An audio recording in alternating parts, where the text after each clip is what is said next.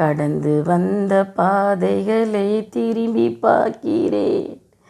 கண்ணீரோட கர்த்தாவே நன்றி சொல்கிறேன், நான் நன்றி சொல்கிறேன். அப்பா உமக்கு நன்றி, ராஜா உமக்கு நன்றி, இயேசு அப்பா உமக்கு நன்றி, ராஜா உமக்கு நன்றி. கர்த்தர் நாம ஸ்தோத்திரம். எங்கள் அப்பா அம்மா வச்ச பேர் எனக்கு செல்வி. இப்போ ஏசப்பா என்னை தொட்டு எனக்கு ரசிக்கப்பட்ட பேர் ஞானஸ்தான பேர் எப்சிபா. எங்கள் ஊர் பெரிய தச்சூர். எங்கள் அப்பா பேர் தாவீது, எங்கள் அம்மா பேர் மாயாவதி. நாங்கள் குடும்பத்தில் 8 பேர் பிறந்தோம். அப்பா சென்னையில் கொத்தாசிவலில் வேலை செய்திருந்தவர், வாழைப்பழ கடையில். அம்மா ஊரில் இருந்தாங்க, எங்களை வச்சுக்கின்னு காவல் பண்ணின்னு இருந்தாங்க.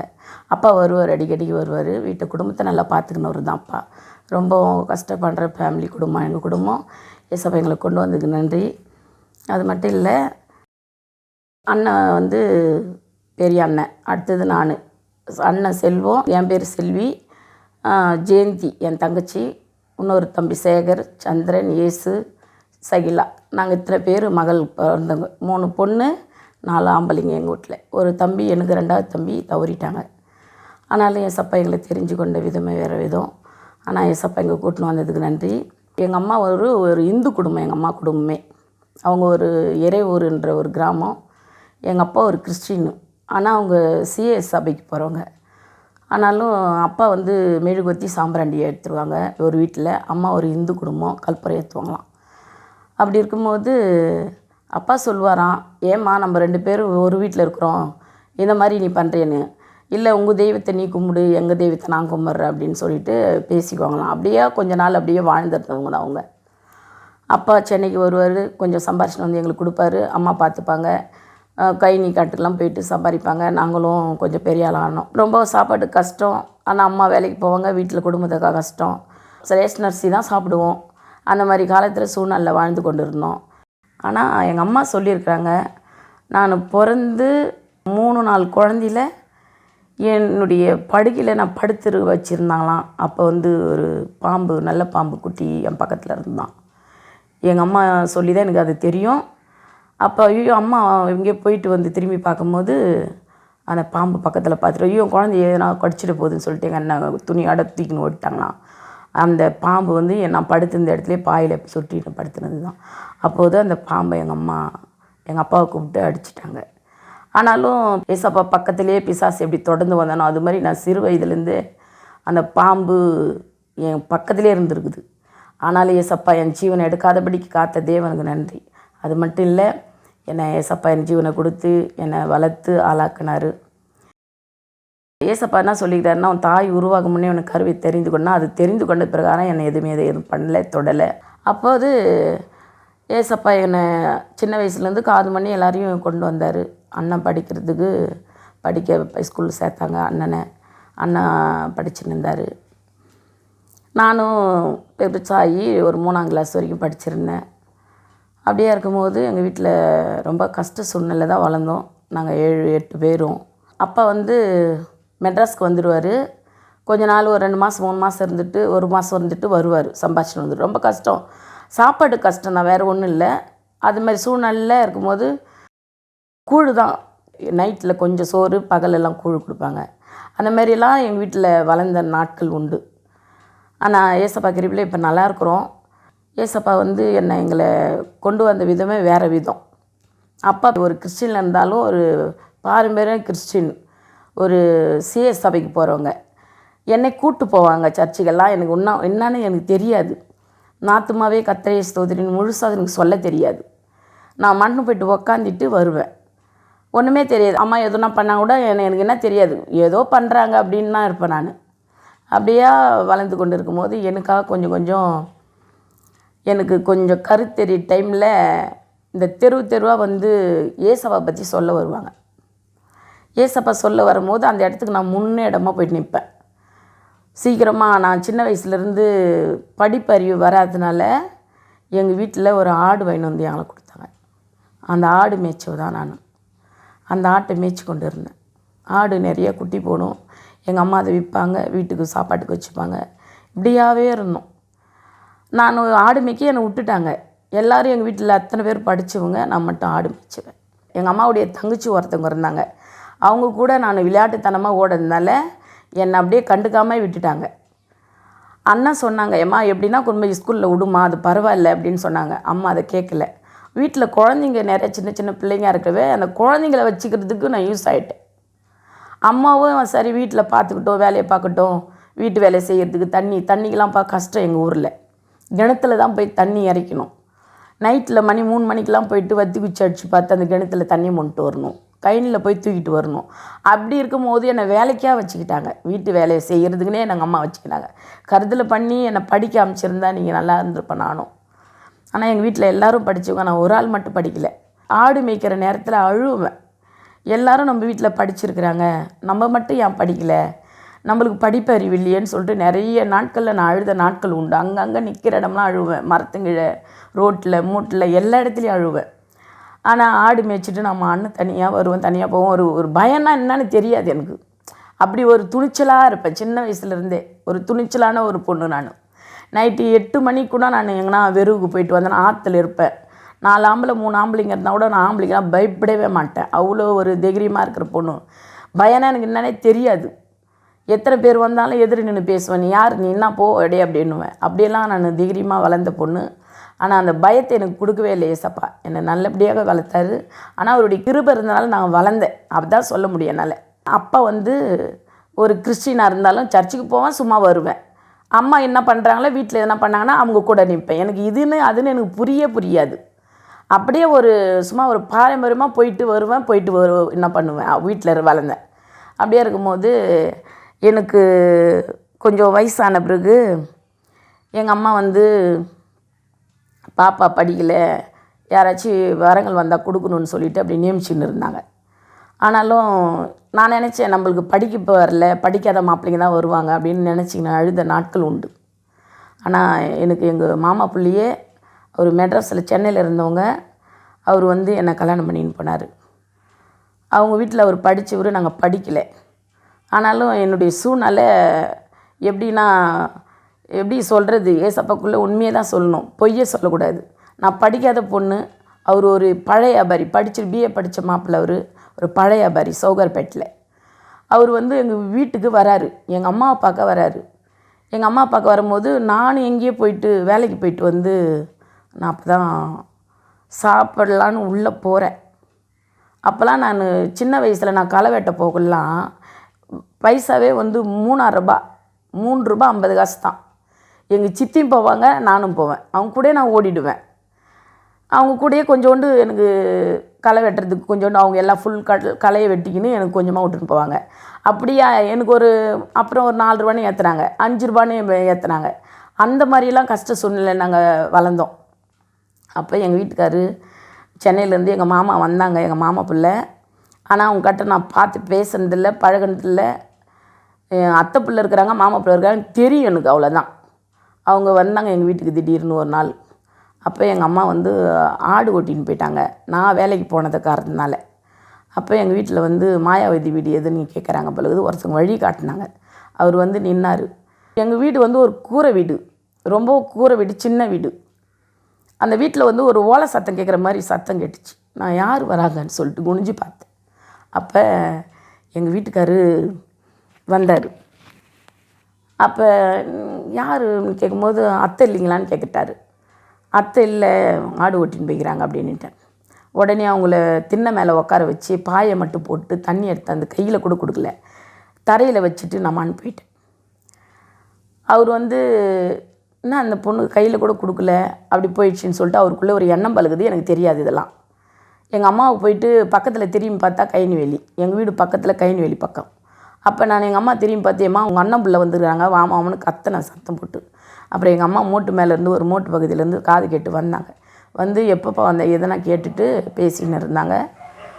அப்போ எங்கள் வீட்டில் குழம்பு கூட இல்லைங்க. எங்கள் அம்மா உடச்சிக்கலை வாங்கி என்னை ஊரை கரைச்சி கொடுக்க சொல்கிறாங்க.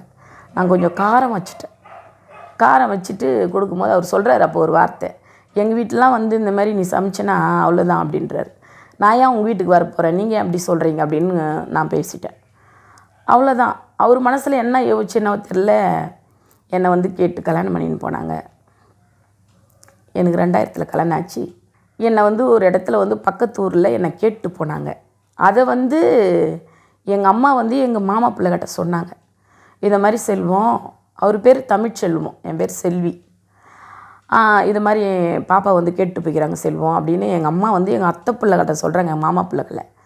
அப்போ சரி அத்தைன்னு சொல்லிட்டு பேசின்னு இருந்தார். பேசிகிட்டு இருந்தவர் எங்கள் அம்மாண்ட ஏதோ காசு கேட்குறதுக்கு வந்தார் பழுகுது. அவருக்கும் எங்கள் அம்மாவுக்கு தான் தெரியும் காசு கேட்க வந்தார் பழுகுது. அது எனக்கு தெரியாது அவ்வளோவா.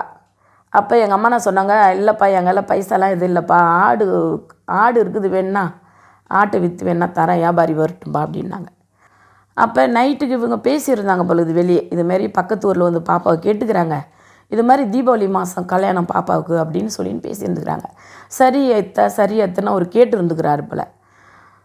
கேட்டுன்ட்டு இல்லைப்பா எங்களால் இப்போ பைசா இல்லை கையில், யாருன்னா வியாபாரிங்க வந்தால் விற்று தரமான்னு சொல்லியிருக்கிறாங்க. அப்போ அவர் என்ன சொல்லிக்கிறாரு, சரி அத்தைன்னு சொல்லிட்டு அன்றைக்கி அவர் நின்ட்டார் எங்கள் வீட்டில்.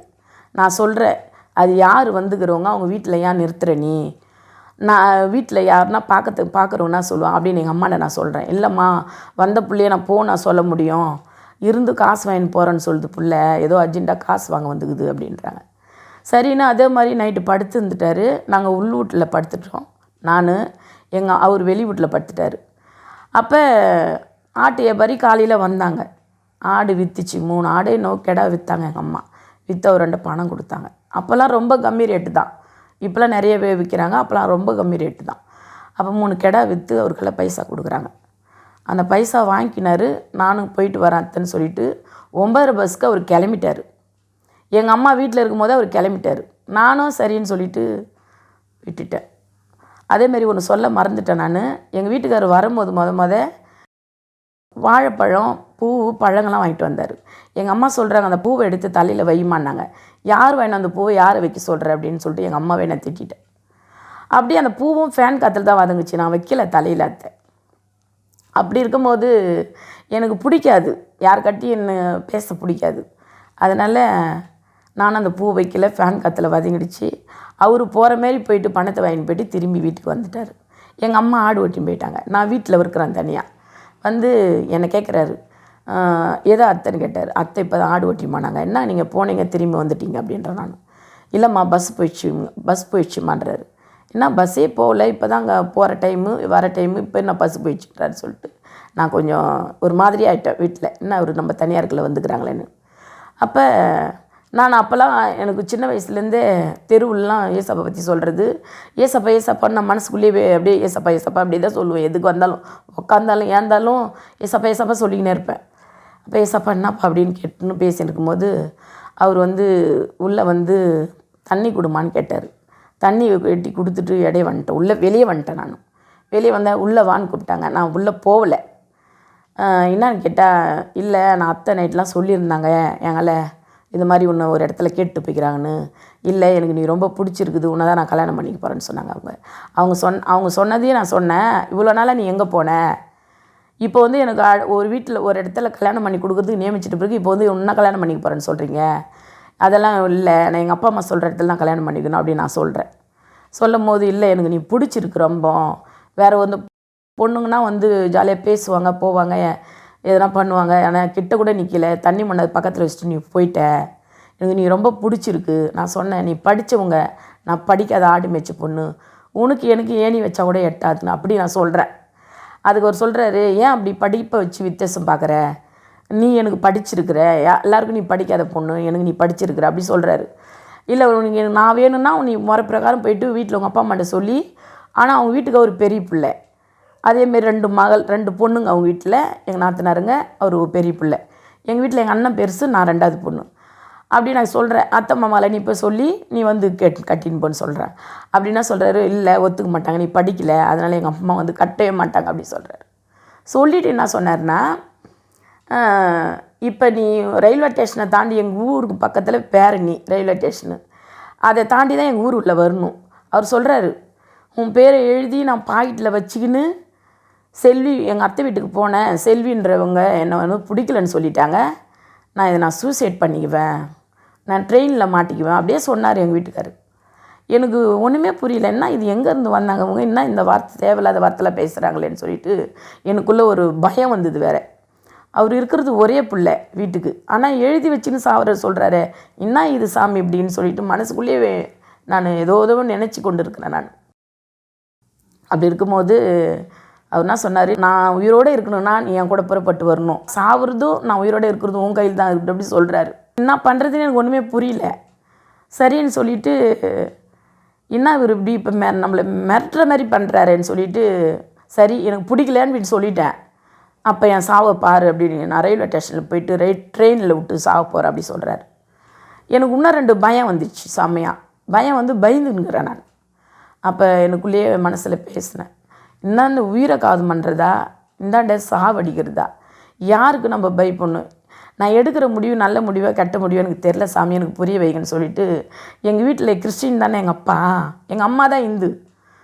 அந்த கிறிஸ்டின் ஃபோட்டோ வீட்டில் இருந்தது. அந்த ஃபோட்டோண்ட போயிட்டு ஒன்று அழுதுட்டு நான் ஜெபம் பண்ணிவிட்டு சரி இவர் ஒரே பிள்ளை, ஏதோ ஒரு சொல்கிறத போல உண்மையிலே பொய் சொல்கிறாரா மெய் சொல்கிறாரு தெரில, ஆனால் எதனா ஒன்று ஆயிடுச்சுன்னா நம்மளே தானே வந்து எழுதி வச்சுன்னு சாவரன்றாரு பாக்கெட்டில். காசை வச்சுக்கன்னு சொன்னார். நான் வாங்கலை. அம்மா வீட்டில் இல்லை, வீட்டில் யாருமே இல்லை, யார்கிட்டையும் நான் சொல்லலை. அவர் கூப்பிட்டதுனால செத்து போகிறேன்றாருன்றதுக்காக நான் அதை நினச்சி நான் கிளம்பி போனேன். சாமி இது எடுக்கிற முடிவு உங்களுடைய முடிவாக தான் இருக்கணும், இது எனக்கு சின்ன பொண்ணு எனக்கு ஒன்றும் தெரிலப்பா அப்படின்னு சொல்லிவிட்டு நான் கிளம்பி அவர் கூட போனது உண்மை. அவர் என்னை சென்னைக்கு கூட்டிட்டு போனாங்க. என்னை 1 மாதம் வரைக்கும் வச்சுருந்தாங்க. அதுக்கப்புறம் வீட்டுக்கெலாம் தெரிஞ்சு போச்சு, தேடிக்கிட்டு வந்தாங்க. எங்கள் அண்ணனுக்கு தெரிஞ்சு எங்கள் அண்ணன் தேடிக்கிட்டு வந்து போலீஸ் ஸ்டேஷனில் கம்ப்ளைண்ட் பண்ணிட்டாங்க. இந்த மாதிரி என் தங்கச்சி வந்து எப்படி நீ இதுமாரி பண்ணலாம் போகலாம், உனக்கு அறிவு இல்லையா, நீ படித்தவன் தானே. அப்போ அவர்னா சொன்ன வார்த்தையே, நான் லாஸ்ட் பூரா நான் தான் பார்த்துக்க போகிறேன், என்ன பண்ண போகிறேன் நீ இப்படி வந்து கேட்குறேன்னு சொல்லிட்டு எங்கள் அண்ணனும் அவரும் பேசிக்கினாங்க. அப்புறம் எங்கள் அண்ணன் கையிலேருந்து எங்கள் அண்ணன் வந்து லெட்ரு பேன்லாம் எழுதி கொடுக்க சொல்லி போலீஸ் ஸ்டேஷனில் வச்சு வாங்கினாங்க. அதுக்கப்புறம் வீட்டுக்கு சொல்லி எங்கள் வீட்டுக்கும் தெரிஞ்சிருச்சு, அவங்க வீட்டுக்கு தெரிஞ்சிருச்சு. அதுக்கப்புறம் போயிட்டு பொண்ணு பார்க்குற மாதிரியே பேசி முடித்து சொந்தக்காரெல்லாம் சொல்லி வந்தாங்க. அதுக்கப்புறம் 1 மாதத்தில் கல்யாணத்தை ரெடி பண்ணாங்க. அது மாதிரி அது ஒரு இந்து குடும்பம். எங்கள் மாமியார் வீட்டு குடும்பம் பக்கா இந்து. கிறிஸ்டின்னாலே ஆகாது. என்னை எல்லாருமே அந்த வீட்டில் வந்து வேதக்கார பொண்ணு இப்படி தான் சொல்லுவாங்க. அந்த ஊர் பூராவே பக்காவே ஐயனார் கும்பிட்றவங்க. அந்த ஊர் ஃபுல்லாகவே ஒருத்தவங்க கூட கிறிஸ்டினே இல்லைங்க. உண்மையாக நான் 2000 எனக்கு கல்யாணம் ஆச்சு. 2000 கிறிஸ்டின் ஒரு ஆள் இல்லைங்க. நான் தான் போயிருக்கிறேன். கிறிஸ்டின் பொண்ணு இது பார்க்கக்கூடாது, நம்ம வீட்டை வந்து குடும்பம் நல்லா இருக்காது, குடும்பம் விருத்திக்கு வராது அப்படிலாம் சபிக்கிறாங்க. ஏதோ வாய்க்கு வந்தபடி பேசுகிறாங்க. நான் அப்போ கூட கேட்குறேன் படுத்துக்கினே, ஏசப்பா என்னை கொண்டாந்து இங்கே விட்டுட்டு இந்த வீட்டில் அப்படின்னு. எங்கள் மாமியாருக்கு எனக்கு ஆகாது. எங்கள் மாமியார் எவ்வளோ சாபம் வச்சாங்க எனக்கு. அதே மாதிரி கல்யாணம் வந்து எங்கள் வீட்டுக்காரு எல்லாரும் இட்டுன்னு வந்து பார்த்தாங்க. மறுபடியே தான் நல்லா எப்படி பார்க்குறாங்க ரெடி பண்ணி அதுமாரி பண்ணாங்க. இந்து கல்யாணம். அவர் வந்து ஒரு பழைய பையாக இருக்கும்போது சென்னையில் ஒரு தேங்காய் கடை ஒன்று வச்சார். அந்த தேங்காய் கடை வைக்கும் போது லாஸ் ஆகிடுச்சான் அவருக்கு ஒரு 50,000க்கு. அப்போ வந்து ஒரு கிறிஸ்டின் ஆள் வந்து எங்கள் வீட்டுக்காரர்களை சொல்லிக்கிறாரு, இதை மாதிரி கடை வச்சு இது மாதிரி ஆகிட்டே, நீ ஏசப்பாவை நம்பு, நீ ஏசப்பாவை தேடினா உனக்கு கஷ்டம் மாறிடுன்னு சொல்லிக்கிறாங்க. அப்போ எங்கள் வீட்டுக்காரர் என்ன பண்ணிக்கிறாரு, சென்னையிலே அவங்க அப்பா அம்மாலாம் இந்து, அவங்க குடும்பம் அவங்க சொந்தக்கார பந்தக்காரெலாம் இந்து. அவரே போய் தனியாக போய் ஞானஸ்தானம் எடுத்துகிட்டு இருக்கிறார். ஞானஸ்தானம் எடுத்துகிட்டு நான் ஒரு கிறிஸ்டின் பொண்ணு, ஆனால் எங்கள் அப்பாவோடைய கிறிஸ்டின் தான் வச்சுக்கோங்க. எங்கள் அம்மா ஒரு இந்து ஃபேமிலி, ஆனால் அவர் வந்து கிறிஸ்டின் பொண்ணு தானே, சரி கல்யாணம் பண்ணலாம் அப்படி ஒரு எய்மில் இருந்துக்கிறார் போல். அவர் வீட்டை போய் சொல்லும் போதெல்லாம் நான் இந்து தாலி தான் கட்டுவேன், கிறிஸ்டின் தாலி கட்ட மாட்டேன்னு ஒரே சண்டை. இல்லை நான் கிறிஸ்டின் தாலி தான் கட்டுவேன்னு எங்கள் வீட்டுக்கார் சொல்கிறாரு. அவர் சொல்கிறார், நான் உன்னை பெற்றது ஒரு பிள்ளை பெற்றது இதுக்கு தானா, நாங்கள் பண்ணுறத பண்ணுறோம், நீ ஏதாச்சும் பண்ணிக்க அப்படின்றாங்க போல். அப்புறம் அவர் என்ன பண்ணார், என்னம்மா இதுமாரி சொல்கிறாங்கம்மா அப்படின்றாரு. இவர் ஞானஸ்தானம் எடுத்து எனக்கு தெரியாது. அதுக்கப்புறம் தான் சொல்கிறார், கொஞ்ச நாள் ஆன பிறகு அவங்க அப்பா அம்மா சொல்கிற மாதிரியே ஒரு இந்து கல்யாணம் மயிலத்தில் நடந்துச்சு. எனக்கு மயிலம் சத்திரத்தில் தையல் நாழிக்குன்னு ஒரு சத்திரம், அந்த சத்திரத்தில் தான் கல்யாணம் நடந்தது. அப்போ எங்கள் மாமியார் சொல்கிறாங்க, என் பிள்ளை படித்த பிள்ளை இவ படிக்காதவ, எவ்வளோ 15 சவரமோ என்னவோ போட்டால் தான் நான் வந்து தாலி கட்ட விடுவேன், இல்லைனா விட மாட்டேன் அப்படின்லாம் சொல்லிவிட்டு ஏதோ பேசி சண்டை பிரச்சனை பண்ணிட்டு இருக்கிறாங்க. இல்லைனா நான் சொன்னேன், என்ன இவங்க இப்படிலாம் பேசுகிறாங்க உங்கள் அம்மா அப்படின்னு கேட்டதுக்கு, இல்லை நான் எல்லாரையும் சரி பண்ணுறேன் நீ அமைதியாருன்னு சொல்லிட்டாரு. அதே மாதிரி கல்யாணம் முடிஞ்சுது, வீட்டுக்கு போனோம். வீட்டு எல்லாம் சீர் சாமான்லாம் கொடுக்குறது எல்லாமே கொடுத்தாங்க. எங்கள் அண்ணன் எனக்கு எல்லா பொருளுங்களையும் கொடுத்தாங்க. அவருக்கு வந்து ஒரு சவரத்தில் செயின் போட்டாங்க, கால் சவரத்தில் ஒரு மோதிரம் போட்டாங்க. எனக்கு ஏதோ கொஞ்சம் போட்டாங்க ஒரு 3 சவரத்துக்கு. ஆனாலும் எல்லாத்தையும் நம்ம தப்பு பண்ணிட்டோமேன்றதுக்காக ஏற்றுன்னு போயிட்டு வீட்டில் எங்கள் மாமியார் என்னை வீட்டில் ரொம்ப ரொம்ப சித்திரவதை பண்ணுறாங்க. என் பிள்ளை படித்த பிள்ளை 25 சவரம் போட்டு கொடுக்குறதுக்கு இருந்தாங்க, நீங்கள் இது மாதிரி கட்டின்னு வந்துட்டான் போயிட்டான்னு அவங்க புள்ளையே திட்டுறாங்க. நேரடியாக பார்த்து பேசுகிறாங்க. உனக்கு என்னம்மா, நீ அமைதியாரம்மா, எங்கள் வாழ்க்கையை நாங்கள் பார்த்துக்குப்போம் அப்படிலாம் கூட அவர் பேசுகிறாரு. நம்ம பேசுகிறது போல் அவர் பேசுகிறாரு, நான் அமைதியாக தான் இருக்கிறேன். ஆனாலும் ஒரு இந்து குடும்பத்தில் போய் பாடினா ரொம்ப ரொம்ப சித்திரவதை பண்ணாங்க என்னை. வீட்டில் நான் முட்டி போட்டு ஜோம் பண்ண முடியாதுங்க. என்னை உள்ளே போட்டு லாக் பண்ணிவிடுவாங்க, ஃபேன் சுவிட்செல்லாம் கழட்டி விட்ருவாங்க. நான் ரெட்டை கதவு எங்கள் வீட்டில், அந்த ரெட்டை கதவை கழட்டி போய் பக்கத்து வீட்டில் வச்சுருவாங்க. எவ்வளோ துன்படுத்தினாங்க என்னை. அதெல்லாம் சகிச்சுன்னு அந்த ஊரில் நான் வாழ்ந்துன்னு இருந்தேன். மயிலத்துக்கும் பக்கத்தில் இறையூர். அந்த ஊரில் நான் கல்யாணம் பண்ணின்னு போனது. எங்கள் அம்மா பிறந்த ஊர் அதுதான். எங்கள் அம்மா தான் பெரியத்தச்சூர் கட்டிட்டு வந்துட்டாங்க. அவங்க அண்ணன் பிள்ளையை தான் நான் கல்யாணம் பண்ணிக்கினேன். சித்தப்பாருடைய பேர பிள்ளையை நான் கல்யாணம் பண்ணின்னு போனேன். அப்போ அந்த வீட்டில் இருக்கும்போது அந்த ஊரில் ஒரு கிறிஸ்டின் கூட இல்லை. நான் வீட்டில் இருக்கிறேன். எல்லாம் ஆண்டவரம் அப்படி தான் கூப்பிடுவாங்க. இன்னும் அவங்க ஒரு மாதிரி கூப்பிட்றாங்களேன்னு சொல்லிட்டு நான் நினச்சிட்டு அந்த ஊரில் இருந்தேன். கொஞ்ச நாள்லேயே எங்கள் வீட்டுக்காரர் மெட்ராஸ் கிட்டுன்னு போயிட்டார். என்ன மெட்ராஸ் கிட்டுன்னு வந்து தனியாக வீடு வச்சுருந்தார். நல்லா பார்த்துக்கினாங்க. ஏன்னா எங்கள் வீட்டுக்காரர் கொஞ்ச நாள் வாழ்க்கை தான் என் வாழ்க்கை. ஆனால் ரொம்ப ரொம்ப நல்லா பார்த்துன்னு இருந்தார். எங்கள் மாமியார் ஒரு மாதத்துக்கு 3 டைம் வருவாங்க. வந்து மந்திரம் பண்ணுறவங்க அவங்களாம் நிறையா. என்னை கேட்டாங்க, இது மாதிரி சம்பாதிக்கிறதா என்ன பண்ணுறேன் போகிறேன்னு ஒரு லேடியை விட்டு கேட்க சொல்லிக்கிறாங்க. அவங்க யதார்த்தமாக கேட்குறாங்கன்னு நான் சொன்னேன், நான் ஒரு கிறிஸ்டின்னு, நாங்கள்லாம் போயிட்டு கோயிலுக்குள்ளெல்லாம் பார்க்க மாட்டோம், எங்களெலாம் ஜாதகம் ஜோசியெல்லாம் பார்க்க தெரியாது அப்படின்னு நான் சொல்கிறேன். அதை அவங்க எடுத்து பயன்படுத்திக்கின்னு அவங்க ஏதோ பண்ணி எங்கள் வீட்டுக்காருக்கு ஏதோ செய்து வச்சுட்டாங்க. நல்லா தெரிஞ்சுதால என் சபை எனக்கு வெளிப்படுத்தினார். மற்றவங்க சொல்லி நான் தெரிஞ்சிக்கல. அந்த ஊரில் கொஞ்ச நாள் இருந்தேன் நான். அப்போ வந்து எப்படின்னாக்கா, எனக்கு வந்து 2000 கல்யாணம் ஆச்சு. 2000 கல்யாணம் ஆகிட்ட உடனே நான் அந்த ஊருக்கு போகிறதுக்கு இருக்கிற அப்போ ஊருக்கு போகும்போது பஸ்ஸில் வந்து நாங்கள் பாரிஸ் தான் அப்போ பூக்கடைன்னு சொல்லுவாங்க, அந்த இடத்துல தான் நாங்கள் பஸ் ஏறணும் ஊர் நாட்டுக்கெலாம் போகிறதுக்கெலாம். அப்புறம் தான் கோயம்பேடு வந்தது. அப்போ நான் பஸ் ஏறும்போது எனக்கு வந்து விக்கிரவண்டியில் நடக்கிற ஆக்சிடெண்ட்டை பாரிஸில் காட்டினார் அப்பா. எங்கள் வீட்டுக்காரர் ஒரு பழைய வியாபாரி, என் கூட ஊருக்கு வர போகிறாரு. பழம் எதுவும் எடுத்துகிட்டு வரல. எதுவும் எடுத்துகிட்டு வரலன்னா நான் மொத கடை போட்டுக்கிறோமா, அது எடுத்துட்டா கடன் போயிடும், அதனால் நான் போயிட்டு வாங்கிட்டு வரேன்னு சொல்லிட்டு என்னை பஸ்ஸில் ஏறி உட்கார வச்சுட்டு போயிட்டு வாங்கிட்டு வர்றாரு. ஒரு கொஞ்சம் கவரில் வாங்கிட்டு வர்றாரு. எனக்கு ரொம்ப கோவம். ஒரு பழைய வியாபாரி இவ்வளோ விற்றுட்டு வந்து ஒரு நைட்டுக்கு வந்து 40,000 50,000 விற்றுட்டு வந்து எங்களுக்கு கொடுக்குறவர். ஆனால் உடனே அது பழைய வியாபாரம் சரக்கு போடே வாங்கிட்டு போயிடுவார். எங்களை மறுபடியும் பைசா கொடுக்க மாட்டார். சாப்பாட்டுக்கு மட்டும் ஒரு 50 ரூபா கொடுப்பார். சரின்னு சொல்லிவிட்டு இப்படியா நான் குடும்பம் பண்ணியிருந்தேன். இப்போ பஸ்ஸில் உட்காந்துருக்கும் போது விக்கிரவண்டியில் நடக்கிற ஆட்சிட்ட பாரிஸில் காட்டுறாரு. 6 மணிக்கு கரெக்டாக 6 மணிக்கு சாயந்தரம் 6 மணிக்கு பஸ்ஸு வந்து ஏறுறோம். ஆனால் 6:30 மணிக்கு ஏறி எங்கள் ஊரில் வந்து அது லாஸ்ட் பஸ் ஆச்சு, பிடிக்கலாம் 10:30 மணி பஸ்ஸுன்னு சொல்லிட்டு ஏறுறோம்.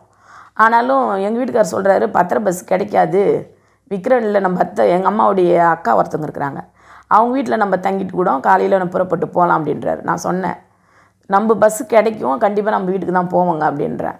நான் ஏறி என்ன சொன்னேன், பஸ் பிரயாணத்தில், எசப்பா நல்லபடியாக எங்களுக்கு கொண்டு போய் கண்மணி போல் சேரு, யாருக்கு எந்த ஆபத்தில் அப்படிக்கு இந்த பிரயாணம் நல்லபடியாக போகணும், ஓட்டுருவர் ஆசீர்வதி நடத்துகிற ஆசீர்வதி ப்ரேயர் பண்ணுறேன்.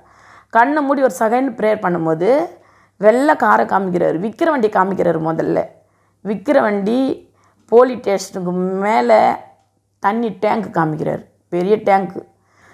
இது எந்த இடம் சாமி, இது எனக்கு ஒன்றுமே புரியலையே அப்படின்னு நான் கேட்குறேன் ஜெபத்தில். அந்த விக்கிரவண்டி பஸ் ஸ்டாப் உள்ளே காமிச்சு, அந்த விக்கிரவண்டிக்கு போலீஸ் ஸ்டேஷனாண்ட பெரிய தண்ணி டேங்க்கு, இப்போ கூட இருக்குது அந்த தண்ணி டேங்க், அதை காமிக்கிறாரு. காமிச்சு பைப்பஸ் ரோடு காமிக்கிறாரு.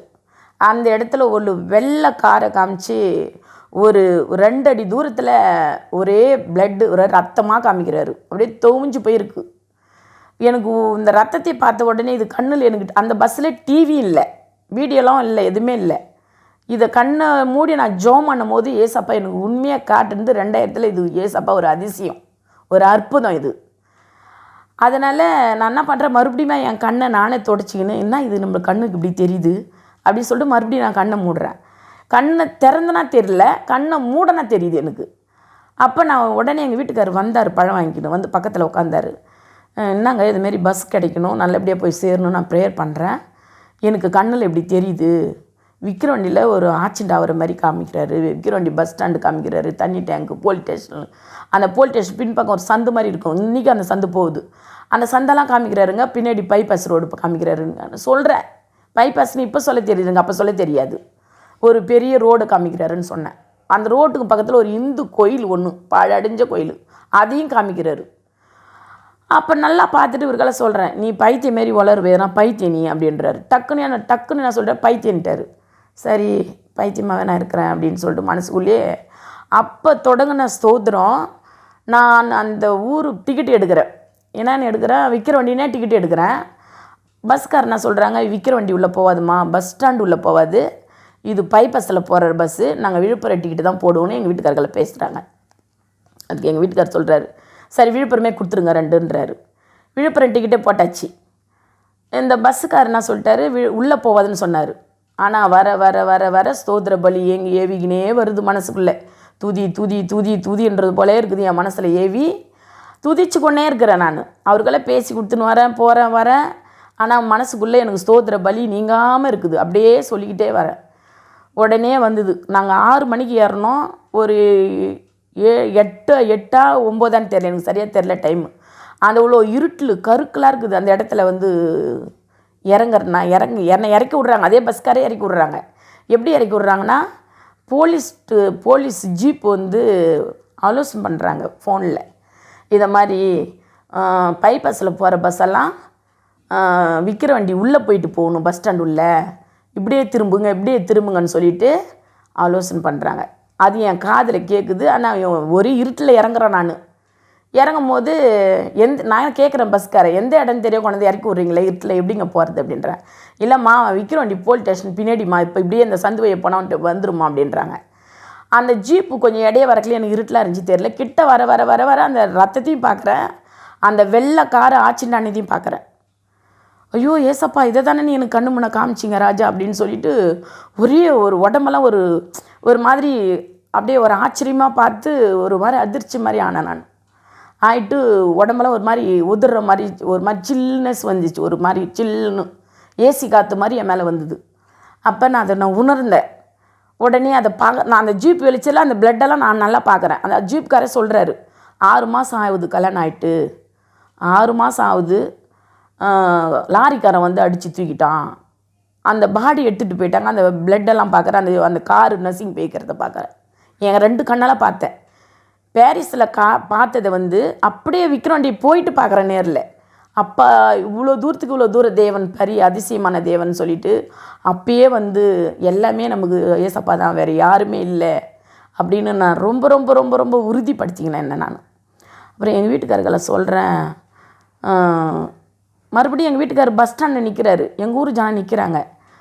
நம்ம பஸ்ஸு போயிடுச்சிங்களான்னு கேட்குறேன். இல்லைம்மா லேட்டு பழுகுது பஸ்ஸு, இன்னும் நம்ம ஊர்லேருந்து உள்ளே போகலாமா, போயிட்டு 8:30 போயிட்டு தான் 10:30 திரும்பும், இன்னும் போகலாமான்றாங்க. நான் வெயிட் பண்ணுறேன். எங்கள் வீட்டுக்காரர் பூ வாங்குறாரு, வாங்கிட்டு இந்தம்மானு வையுமான்றாரு. நீங்களே வச்சு விடுங்கன்னா அந்த பஸ் ஸ்டாண்ட்லேருந்து திரும்பினா வச்சுட்டு இப்படி திரும்புகிறாரு. கரண்ட் மரம் ஒன்று பெருசு, கரண்ட் போஸ்ட் மரம், அந்த மரத்தில் பக்கத்தில் பெரிய ஒரு சவுக்கு மரம்னு சொல்லுவாங்க, பெருசாக ஒரு கம்பம் மாதிரி நட்டு இருந்தது. அந்த கம்பம் மாதிரி யாருமே இடிக்கலை, யாருமே தள்ளலை, யாருமே டச் பண்ணலை, யாருமே அது பக்கத்தில் கூட நிற்கலை. நானும் எங்கள் வீட்டுக்காரர் நிற்கிறோம். எங்கள் வீட்டுக்காரர் சோல்டரில் உறைஞ்ச மாரி அப்படியே உழுது, அந்த மரம் தன்னாராக உழுது. குறுக்க ரோடு, அந்த ரோட்டில் வந்து போகிறவங்க தலை மேலே கூட போடும், ஒரு வண்டி மேலேயோ இது மேலேயோ. ஆனால் எந்த ஒரு ஆபத்தும் வரல, யாருக்கும் அது விழுந்து யாருக்கு எந்த ஆபத்து வரல. ஆனால் விழப்போதுன்னு கண்ணை மூடின்னு கண்ணை சிமிட்டுறதானே எனக்கு தெரியுது, ஏதோ ஒன்று விழுற மாதிரி. உடனே எங்கள் வீட்டுக்காரை பிடிச்சி என்னங்கன்னு சொல்லிட்டு இப்படி இழுத்த உடனே பார்க்குறாங்க எல்லாம். உடனே எங்கள் வீட்டுக்காரை பார்க்குறாங்க, என்ன இது இப்படி மேலே ஊந்துச்சாம்மா, கையில் ஊந்துச்சா, கை என்னாச்சு அப்படி சொல்கிறார் அவர். கையிலலாம் அடி படலங்க, நான் எங்கள் பொண்டாட்டி என்னை இழுத்துட்டாங்க அப்படின்றாரு. உடனே எங்கள் வீட்டுக்காரர் சொல்கிறாரு, ஏம்மா நான் தாம்மா பைத்தியம், உன் பேச்சை நம்பாதவன், அங்கே சொன்ன நீ நான் தாம்மா உன்னை பைத்தியன்னு சொன்னேன், ஆனால் உன் கையில் நீ என்னமோ வச்சுன்னுக்கிறமான்னு சொன்னார். நான் என்னங்க கையில் வச்சுன்னுக்கிறேன், ஒன்றுமே இல்லைங்க அப்படின்றேன். என் கையை டைட்டாக இறுக்கி பிடிச்சார் பஸ் ஸ்டாண்டில். அப்புறம் அந்த பஸ்ஸையும் நான் பார்க்குறேன், விழுப்புரம் போயிட்டு திரும்புகிற வரைக்கும் நாங்கள் உட்காந்துக்கிறோம். வந்தது அப்புறம் ஏறி வந்தோம். எங்கள் வாழ்க்கையில் ஒரு அற்புதம் அதிசயம் விக்கிரவனில் நடக்கிற ஆக்சிட பேரிஸில் காட்டினார் அப்பா. அப்படியா நடத்தின்னு வந்தார். எங்கள் வீட்டில் வந்து செய்வனை நிறையா பண்ணி வச்சுட்டாங்க.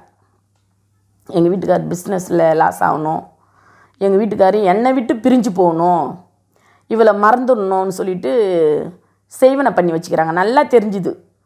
ஆனால் நான் வீட்டுக்குள்ளே ஜெபம் பண்ணுறேன்.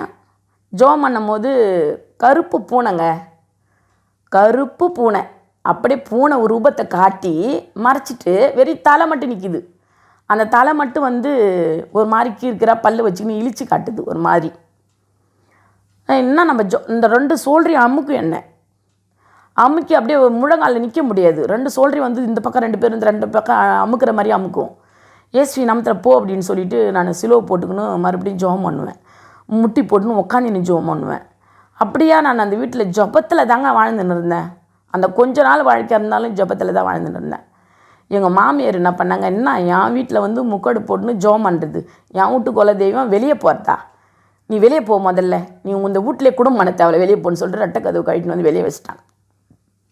ரொம்ப சங்கடப்படுத்தினாங்க என் மனசை. அப்படி இருக்கும்போது எங்களுக்கு கொஞ்சம் நிலம் இருக்குது, சவுக்கு தோப்பு போட்டோம், எல்லாம் பண்ணோம்.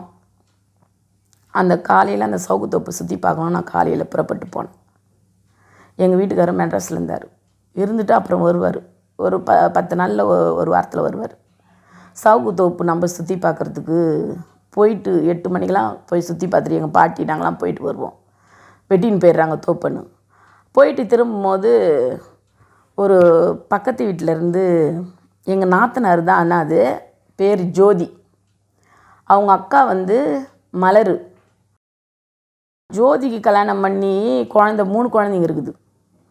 அந்த பொண்ணுக்கு வந்து 2 குழந்தைங்க பெற்றுட்ட பிறகு 3ஆவது பிரசவத்துக்கு செய்வனை பண்ணி வச்சுட்டாங்க பழகுது. ஃபஸ்ட்டு குழந்தை 2ஆவது குழந்தை ப்ரெக்னெண்ட்டாக இருக்குல்ல, செய்வனை பண்ணி வச்சுட்டாங்க. அதுலேருந்து அது ஒரு மாதிரி பைத்தியம் மாதிரி துணியை கிழிச்சு போட்டுக்கிறதும், துணி இல்லாமல் அப்படியே ஒரு பாவாடை ப்ளவுஸோட போய் உள்ளே சுற்றுறதும், அப்படியே வீட்டில் புருஷன் வீட்டில் இருக்கல உள்ளே போட்டு சாத்திடுவாங்களாம். அவர் ஏன்னா கம்பெனிக்கு போய்ட்டால் வெளியே வருவாங்களாம். அப்படியெல்லாம் நடந்துருக்குது. அவங்க பக்கத்தில் சொன்னாங்க. அதை உள்ளே ரூமுக்குள்ளேயே போட்டு வைப்பாங்களாம். அவங்கள வந்து எங்கேயோ சொல்லிக்கிறாங்க பொழுது, இதை மாதிரிலாம் நிறைய குறி சொல்கிறாங்க, அங்கே வாங்க உன்னை இட்டு போகிறேன்னு சொல்லிவிட்டு வியாழக்கிழமை அன்றைக்கி சொல்லிக்கிறாங்க. வெள்ளிக்கிழமை அன்றைக்கி அவங்க போகிறதுக்கு வியாழக்கிழமை சாயந்தரமே வந்துட்டாங்க பொழுது, மதியம் வந்துட்டாங்க. நான் அன்றைக்கி வியாழக்கிழமை நான் எங்கள் கொல்லிக்கு போயிட்டு திரும்பி வரேன். நான் எப்பயுமே அங்கே இந்து குடும்பம் எல்லாம் இருக்கிறாங்கன்னு நான் 4 மணிக்கு ஜெபம் பண்ணுவேன், 3 மணிக்கு ஜெபம் பண்ணுவேன். பண்ணிவிட்டு நான் இருக்கும்போது ஏசப்பா அன்றைக்கி துதின்றார் மறுபடியும்.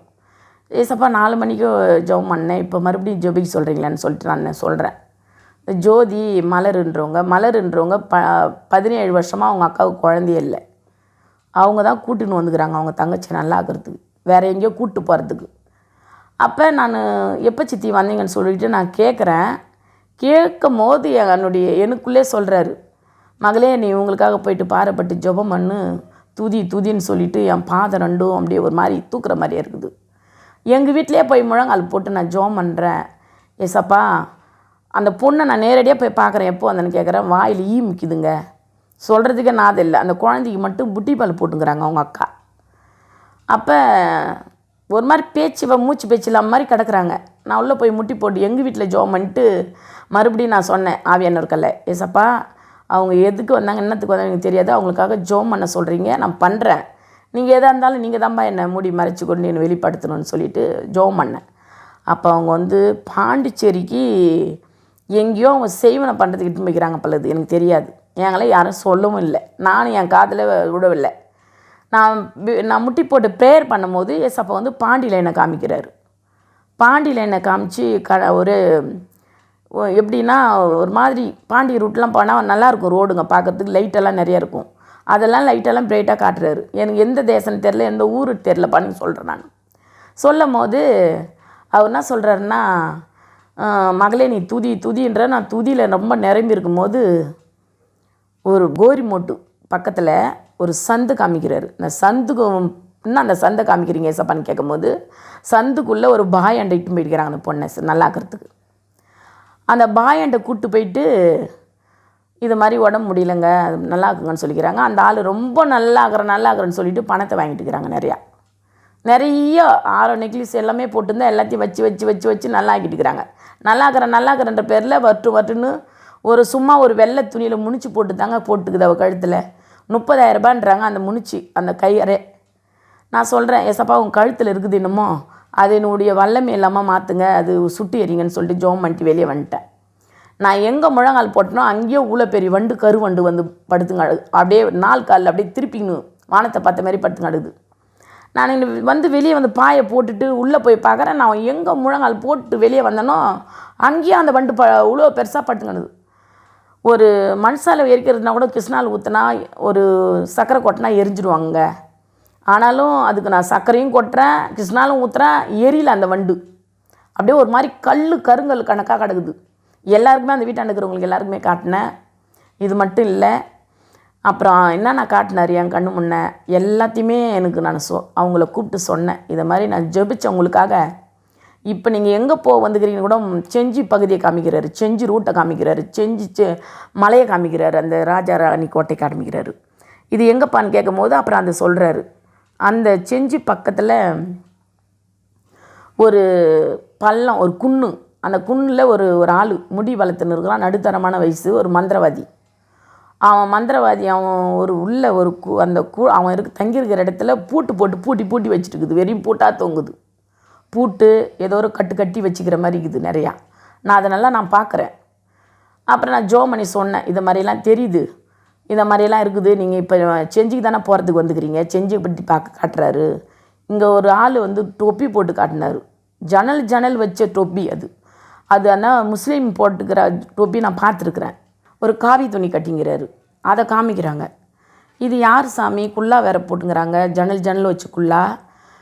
இவங்க ஒரு காவி துணி கட்டிங்கிறாங்களே, இவங்க யார், என்ன, இவங்க எந்த மந்திரவாதி, யார், இவங்கள ஏன் எனக்கு காமிக்கிறீங்கன்னு நான் கேட்குறேன். அப்போ அவர் வந்து வாயில் சிகரெட் வச்சுங்கிறார் அந்த ஆள். அந்த சிகரெட் இந்த விரலை காட்டி சிகரெட் வச்சு எடுக்கிறது, புகை போகிறது என் கண்ணால் பார்த்தேன். அதை வந்து நான் வந்து அப்படியே வெளியே வந்து உக்காந்துன்னு சொன்னேன், இந்த மாதிரி எனக்கு இது ஜெபம் பண்ணும் போது இப்படி தெரியுது. பாண்டி லைனை காமிக்கிறாரு, பாண்டி லைனில் இது மாதிரி. அப்போ அவங்க என்ன சொல்கிறாங்கன்னா, நான் உள்ளே ஜெபம் பண்ணிட்டு வந்தேன்னா ஏசப்பா அந்த ஈமிக்கிறது கூட அவங்களுக்கு தெரியாமல் சூழ்நிலை இல்லாமல் இருக்கிறாங்க. இப்போ நான் ஜெபிச்சுட்டு போகிறேன், அவங்க எழுந்து உக்காந்துருக்கணும், எனக்குள்ளே நீ பேசுகிற ஆவியானவர், நீ எழுந்து உக்காந்துருக்கும்படி ஜீவனை கட்டளையிடு, அவங்க பண்ணுற மந்திரங்கள்லாம் ஒன்று வாய்க்க செய்யக்கூடாது சொல்லிவிட்டு ப்ரேயர் பண்ணிட்டேன். அதேமாரி என் ஜபத்தை பண்ணிவிட்டு நான் திண்ணையில் வரதங்காட்டி அவங்க எழுந்து உக்காந்துங்கிறாங்க, உண்மையிலே எழுந்து உக்காந்துங்கிறாங்க. அப்புறம் நான் மறுபடியும் பார்த்துட்டு, எப்போ அந்த ஜோதி நம்ம மறுபடியும் எங்கள் வீட்டிலேருந்துனே பேச்சு கொடுக்குறோம், வீட்டுக்கு போகல அவங்க வீட்டுக்கு. நான் அப்போ பேச்சு கொடுக்கும்போது இப்போ தான் வந்த அண்ணி அப்படின்னு சொல்லிவிட்டு எங்கள் வீட்டுக்கு வந்துட்டாங்க 2 பேருமே, அக்காவும் தங்கச்சி வந்துட்டாங்க. வந்து குழந்தைக்கு புட்டி பால் போட்டுன்னு அப்படியே உட்காந்துக்கிறாங்க. என்ன ஜோதி ஆச்சு, என்ன உனக்கு பிரச்சனைன்னு கேட்கும்போது, உடம்பு தான் நீ சரியில்லை அப்படின்னு சொல்லியிருந்தாங்க. நான் சொன்னேன், இது மாதிரி உனக்காக எனக்கு ஜெபம் பண்ண சொன்னார். நான் காலையில் இன்றைக்கி 4 மணிக்கு ஜெபம் பண்ணேன், மறுபடியும் ஆவியானவர் ஒன்று வந்து பார்க்கும்போது ஜெபம் பண்ண சொன்னார். ஜெபம் பண்ணதுக்கு எனக்கு இதெல்லாம் தெரியுது, உண்மைன்னு சொல்லு, நீ எனக்கு மறைக்கலாம், ஆனால் ஜீசஸ்க்கு மறைக்க முடியாது, ஏசப்பாவுக்கு மறைக்க முடியாதுன்னு சொன்னேன். சொல்லிவிட்டு நான் சொன்னேன், உங்கள் வீட்டு லைனில் அவங்க வீட்டு லைனே காமிக்கிறார், கூட பக்கம் எனக்கு எங்கே, ஆனால் பாண்டி லைன் தான் சொல்கிறாங்க, நான் போனதில்லை. ஆனால் ஏசப்பா வெளிப்படுத்தின பிறகு நான் போனேன் அந்த தேசத்துக்கு, அந்த ஊருக்கு நான் போனேன் கண்டிப்பாக. அந்த பொண்ணு வீட்டை வந்து கூடப்பக்கம்னு சொல்லிட்டு ஒரு ஊர், பாண்டிச்சேரி கிட்ட. அந்த ஊர் நான் போய் பார்த்ததில்லை, ஆனால் எனக்கு ஜபத்தில் தெரியுது எல்லாமே. அந்த பொண்ணு வீடு வந்து ஒரு குருபேஷன் வீடு. அந்த வீட்டை சுற்றி ஒரு தென்னங்கித்தால தட்டி கட்டி வச்சுக்குது. அதே மாதிரி ஒருத்தவங்க வீட்டு மண்ணில் இருக்கிறது அவங்க வீட்டுக்குள்ளே பக்கமாக தட்டிக்குள்ளே போயிட்டு மாங்காய் காய் காய்ச்சிக்குது, வாழை கொலை தள்ளிக்குது. இதெல்லாம் நான் அவங்க வீட்டுக்குள்ளே இருக்கிறத பார்க்குறேன். இந்த மாதிரி ஒரு மாதிரி இந்த பக்கத்து வாசப்படி, சூரியன் மலைஞ்சி பக்கம் வாசப்படி வச்சுக்கிறாங்க. இதெல்லாம் எனக்கு ஜபத்திலே காமிக்கிறாரு. நான் சொல்கிறேன், இவங்க வீட்டு லைன்லேயே ஒரு 3வது வீட்டு லைனை காமிக்கிறாரு. அவங்க வீட்டுக்கு பிரச்சனை, அவங்க செய்வனை பண்ணி வச்சிட்டாங்க மகளே அப்படின்றாரு. நல்லா தெளிவாக பேசுகிறாரு. நான் சொல்கிறேன், ஏசப்பா நீங்கள் சொல்கிறீங்க எனக்கு தெரியுது, புரிய வைக்கிறீங்க, நானும் புரியுங்க, எனக்கு நாணத்தில் பேசுங்க, எனக்கு புரியும்படி சொல்லுங்கள், இல்லைன்னா வெறிப்படுத்தாதீங்க அப்படின்றேன். எனக்கு இன்னும் நல்லா தெளிவாக பேசுகிற மாதிரி சொல்லுங்கப்பான்றேன். திரும்பி பேசின்னு இருக்கிறாரு மகளே. அப்போ நான் சொல்கிறேன், இல்லைம்மா எனக்கு என்ன இது கழுத்தில் இருக்கிறது ஒன்றும் இல்லை, அவுத்து போடுன்னேன். ஐயோ அண்ணி இதையும் அவுத்து போட சொல்கிறீங்க, இது விலை ஒரு 30,000 ரூபாய் ஆச்சுன்னு சொல்லிட்டு டக்குன்னு அவங்க கழுத்தில் கொண்டு போய் கையை வைக்கிறாங்க. நான் சொன்னேன், அது வெறி முடிச்சு தான், அது உள்ளே இருக்கிற சக்தியெல்லாம் வேஸ்ட், நம்ம சுட்டு எரிஞ்சிட்டேன் அப்படின்னு, வேலையே இல்லை அதுக்கு இப்போன்னு சொல்லிவிட்டு செத்து போச்சுன்னு சொல்லிவிட்டு நான் ஜெபம் பண்ணிட்டேன். அப்புறம் பேசினுக்கிறோம். இதை மாதிரி இப்போ நீங்கள் வந்தது கூட அவங்க சொல்லவே இல்லை. ஆனால் ஜபத்தில் எங்கள் அப்பா சொன்னதை நான் சொன்னேன். அப்படி இப்போ கூட நீங்கள் வந்துக்கிறது வந்து செஞ்சி பகுதியை காமிக்கிறாரு எனக்கு. செஞ்சி பக்கம் தான் நீங்கள் போகிறதுக்கு வந்துக்கிறீங்க. செஞ்சி மலையெல்லாம் காமிக்கிறாரு எனக்கு. அங்கே ஒரு மந்திரவாதி காமிக்கிறார். அப்புறம் உடனே வந்து அக்கா தங்கச்சி 2 பேருமே ஒன்றா அப்படியே எதிர்க்கே பேசிக்கிறாங்க. என்ன நீ எதுனா சொன்னியாமான்னு கேட்குறேன். அதுவே மயக்கத்தில் மூச்சுங்க அடக்குது, பேச்சு மூச்சில். அது எப்படி சொல்லும்? அந்த பொண்ணு கேட்குது, ஏக்கா நீ எதுனா சொன்னியா அன்னிக்கலன்னு கேட்குது. எதுவுமே நான் சொல்லலை, அதுவாக ஜோம் பண்ணிட்டு சொல்லுது எல்லாத்தையும் அப்படின்னு சொன்னாங்க. சொல்லிவிட்டு உடனே அவங்க அக்கா நான் சொல்லிட்டாங்க, அவங்க தங்கச்சி கையே என் கையில் பிடிச்சி கொடுத்து, என் தங்கச்சி உயிரோடு இருக்கிறதும் சாகுறதும் உங்கள் கையில் தான் இருந்துச்சு. நான் சொன்னேன் என் கையில் இல்லை, நான் சாதாரண ஒரு பொம்பளை, என் கையில் கிடையாது. அப்பா அருள்னார் ஏசப்பா காரில் இருக்குது ஜீவனு, அவர் வந்து உயிர் கொடுக்குற தேவன் சொல்லிவிட்டு, அப்போ அந்த வார்த்தை நான் அவங்களுக்கு உச்சரிச்சுட்டு சொல்லிவிட்டு நான் அவங்களுக்கு ஜெபம் பண்ணிவிட்டு வீட்டில் இருந்தேன். அன்றைக்கே நான் அவங்க அக்கா சொன்னதுனால எங்கள் பாஸ்டர் அம்மா சென்னையில் இருக்கிறாங்க. அவங்க பேர் வந்து சசிகலா, அவங்க புள்ள பேர் வந்து மனோகர் ஜோசப். அவங்களுக்கு 3 மகள். எங்கள் பாஸ்டர் அம்மாவுக்கு 3 மகள், மனோர்மணி, மாலதி, இன்னொரு மகள், ஒரு மகள். 3 மகள், ஒரே ஒரு பிள்ளை. அவங்க இடத்துல நான் அவங்க மூலியமாக தான் எனக்கு ஏசப்பா யாருன்னு நல்லா தெரிஞ்சுக்கினார் என்ன. அவங்க வந்து என் சின்ன மகன். அதுக்கப்புறம் நான் மாதமாக இருந்தேன். என் 2 குழந்தைங்க பிறந்தது. ஃபஸ்ட்டு பையன் வந்து 2000 கல்யாணம் ஆச்சு, 2000 வருஷத்துலேயே பிறந்துட்டான். அவன் பிறந்த உடனே நான் ஒரு கிறிஸ்டின்லே தான் இருந்தேன். என் சின்ன பையன் சீக்கிரம் உண்டாயிட்டான். பெரிய பையன் பேர் வந்து பிரான்சிஸ் ராகுல், சின்ன பையன் பேர் லூக்கா ராஜேஷ். சின்ன பையன் பிறந்ததும் நான் ஞானஸ்தானம் எடுத்தேன். அப்போ பாஸ்டர் அம்மா பற்றி தான் எனக்கு எல்லாம் ஏசப்பை பற்றி எப்படின்னு எனக்கு தெரிய வச்சாங்க. இன்னும் தெளிவாக அப்படியே தெரிஞ்சுக்கின்னு ஜெபத்திலே இருந்தேன். அப்போல்லாம் நல்லா ஜெபிக்க ஆரம்பித்தேன். அதுக்கப்புறம் தான் இந்த நிகழ்வுலாம் நடக்குது. இந்த எங்கள் நாத்தனாருங்க குழந்தை இல்லாமல் ஒருத்தவங்க இருக்கிறாங்க, 17 வருஷமாக பெரிய நாத்தனார், அந்த மலர்ன்றவங்க, அது ஜோதின்றவங்களுக்கு குழந்தை பிறந்து இது மாதிரி சிக்காக இருக்கிறாங்க. அவங்கள இன்னொரு இடத்துக்கு கூப்பிட்டு போகலான்னு வரும்போது தான் நான் பெரிய பாஸ்டர் அம்மாண்ட அழைச்சிட்டு போகலான்னு சொல்லிட்டு பெரிய பாஸ்டர் அம்மாண்ட நான் அழைச்சிட்டு போனேன். பாஸ்டர் அம்மாண்ட விட்டு ஜெபம் பண்ணி அவங்க அந்த ஜெபிச்சு கட்டுக்களை உடச்சி அவங்க ஒரு செய்வல் கிரியில் தான் இருக்கிறாங்கன்னு சொல்லிட்டு நைட்டு 12 மணிக்கு ஜெபம் பண்ணி நல்லா ஆக்கினாங்க. நல்லா ஆக்கி பரிசுத்தப்படுத்தினாங்க. அவங்க அக்காவுக்கும் குழந்தை இல்லாமல் இருந்தது. 17 வருஷம் குழந்தை இல்லாமல் இருந்தாங்க. அவங்க 17 வருஷம் குழந்தை இல்லாமல் இருந்து நம்ம தங்கச்சி குழந்தைகளை தூக்கி வளர்த்துட்டு நம்ம போக வேண்டியது தான். அவங்க கல்யாணம் பண்ணின்னு போன இடத்துல அவங்க 12 மருமக அவங்க தான்.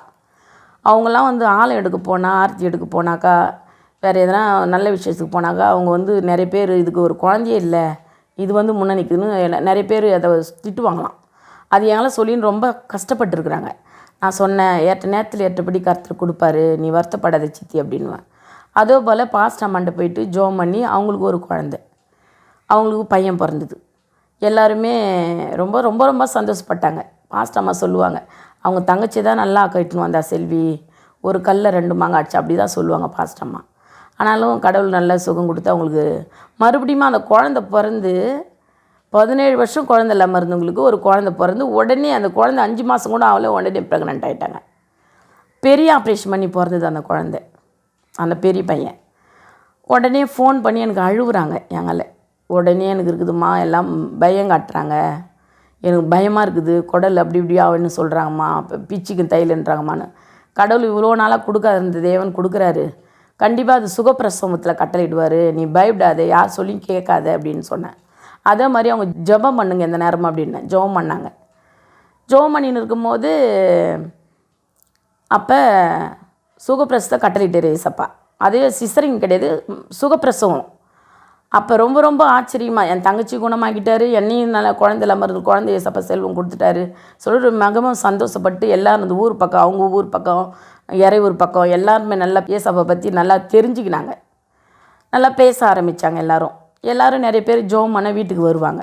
ஜெபம் பண்ணி எண்ணெய்க்கு ஜெபம் பண்ணி கொடுத்து அனுப்புவேன். எனக்கு ஞானஸ்தானம் எடுத்த பிறகு பாஸ்டர் அம்மா தான் எனக்கு ஜெபம் சொல்லி கொடுத்தாங்க, எப்படி ஜெபிக்கணும்னு கற்றுக் கொடுத்தாங்க. நான் கொஞ்சம் நல்லா தெரிஞ்சுக்கினேன் ஏசப்பானா யாருன்னு. அப்போ அந்த ஊர்லேயே வந்து காலை வச்சதுலேருந்து நான் அவங்களாண்ட எப்படி ஏசப்பா என்னை கூட்டு போனார்னு தெரியாது. எனக்கு ஏதோ ஒரு ஆம்பளை குரல் சத்தம் மாதிரி கேட்டுச்சு. நான் போய் அங்கே கேட்குறது அப்படி தான் கேட்டேன். இங்கே ஒரு பாஸ்டர் ஒருத்தர் வந்து ஜெபம் பண்ணுறாரு, அது யார் அந்த பாஸ்டர், நான் அவரை பார்க்க போகிறேன் அப்படின்னு தான் போய் கேட்டேன். அப்போ அவங்க சொல்கிறாங்க, இங்கே பாஸ்ட் யாரும் இல்லைம்மா, நாங்கள் தாம்மா வந்திருக்குறோம், பாஸ்ட் அம்மா தான்னு. அவங்க பொண்ணு சொல்லும் போது அவங்க அம்மாண்ட பேசும்போது அவங்க அம்மா வாய்ஸ் தான் அப்படியே ஆம்பளை குரல் மாதிரியே இருக்குது. அவங்க குரல் தான் நம்மளுக்கு ஆம்பளை வாய்ஸாக கேட்டுச்சு பழுதுன்னு சொல்லிவிட்டு அதுலேருந்து அவங்களாண்ட பேச பழக ஜெபிக்க ஞானஸ்தானம் எடுக்கிறதுக்கு எல்லாமே அப்படியே ஐக்கியமாயிட்டேன். அங்கேயே போயிட்டு அவங்க கூட இருந்துன்னு ஜெபம் ரொம்ப பண்ண ஆரம்பித்தேன். கொஞ்சம் கொஞ்சமாக ஏசப்பா என்கிட்ட வந்து பேச ஆரம்பித்தார். பாஸ்டிங் ப்ரேயருக்கு போவேன் புதன்கிழமை. இப்படியா கொஞ்சம் கொஞ்சம் ஜெபத்தில் வாழ்ந்து கொண்டு இருந்தேன். சிஎஸ் சபைக்கு எங்கள் அப்பா அம்மா போகிற சபைக்கு நான் போக மாட்டேன். எங்கள் அம்மா சொல்லுவாங்க. ஆனால் எங்கள் அம்மா ஒரு இந்து தான், இதை சொல்ல மறந்துட்டேன், மன்னிக்கணும். ஆனால் என் தம்பி எனக்கு செகண்டு தம்பி, மூணாம் ஒரு தம்பி சேட்டுன்ற தம்பி பிறந்தாங்க. அவங்க ஒரு 5 வயசில் இறந்துட்டாங்க, உடம்பு சரியில்லாமல் இருந்து. அப்போ எங்கள் அம்மா வந்து இது வரைக்கும் இந்துலேயே எங்கள் அம்மா வாழ்ந்து கொண்டு இருந்தாங்க. எங்கள் அம்மா கற்பூரம் கொளுத்துவாங்க, ஏதாச்சும் பண்ணுவாங்க அந்த தாம்பழத்தட்டில் வச்சுக்கணும். எங்கள் அப்பா மெழுகுவத்தி சாம்பிராணி போடுவார். இது மாதிரியே வேறு கும்பிட்டு இருந்தவங்க. எங்கள் தம்பி இறந்த உடனே எங்கள் அப்பாவுடைய சர்ச்சிலிருந்து சிஎஸ் சபையிலேருந்து ஜெபம் பண்ணுறதுக்கு வந்தாங்க, அந்த அடக்கல் ஆராதனை பண்ணுறதுக்கு எங்கள் தம்பிக்கு. அப்போ எங்கள் அம்மா வந்து எங்கள் அம்மாவுக்கே தெரியாமவே எல்லோரும் வந்தவங்க முக்கடு போட்டுங்கிறாங்களே நம்மளும் போடணுன்னு சொல்லிட்டு அவங்க அந்த துணியை தலை மேலே எடுத்து போட்டு அவங்க தலை குனிஞ்சபடி அவங்க ஏதோ ஒரு நினச்சிக்கின்னு என் பிள்ளை போயிடுச்சின்னு சொல்லிட்டு வேண்டிக்கின்னு அழுது இருந்துக்கிறாங்க.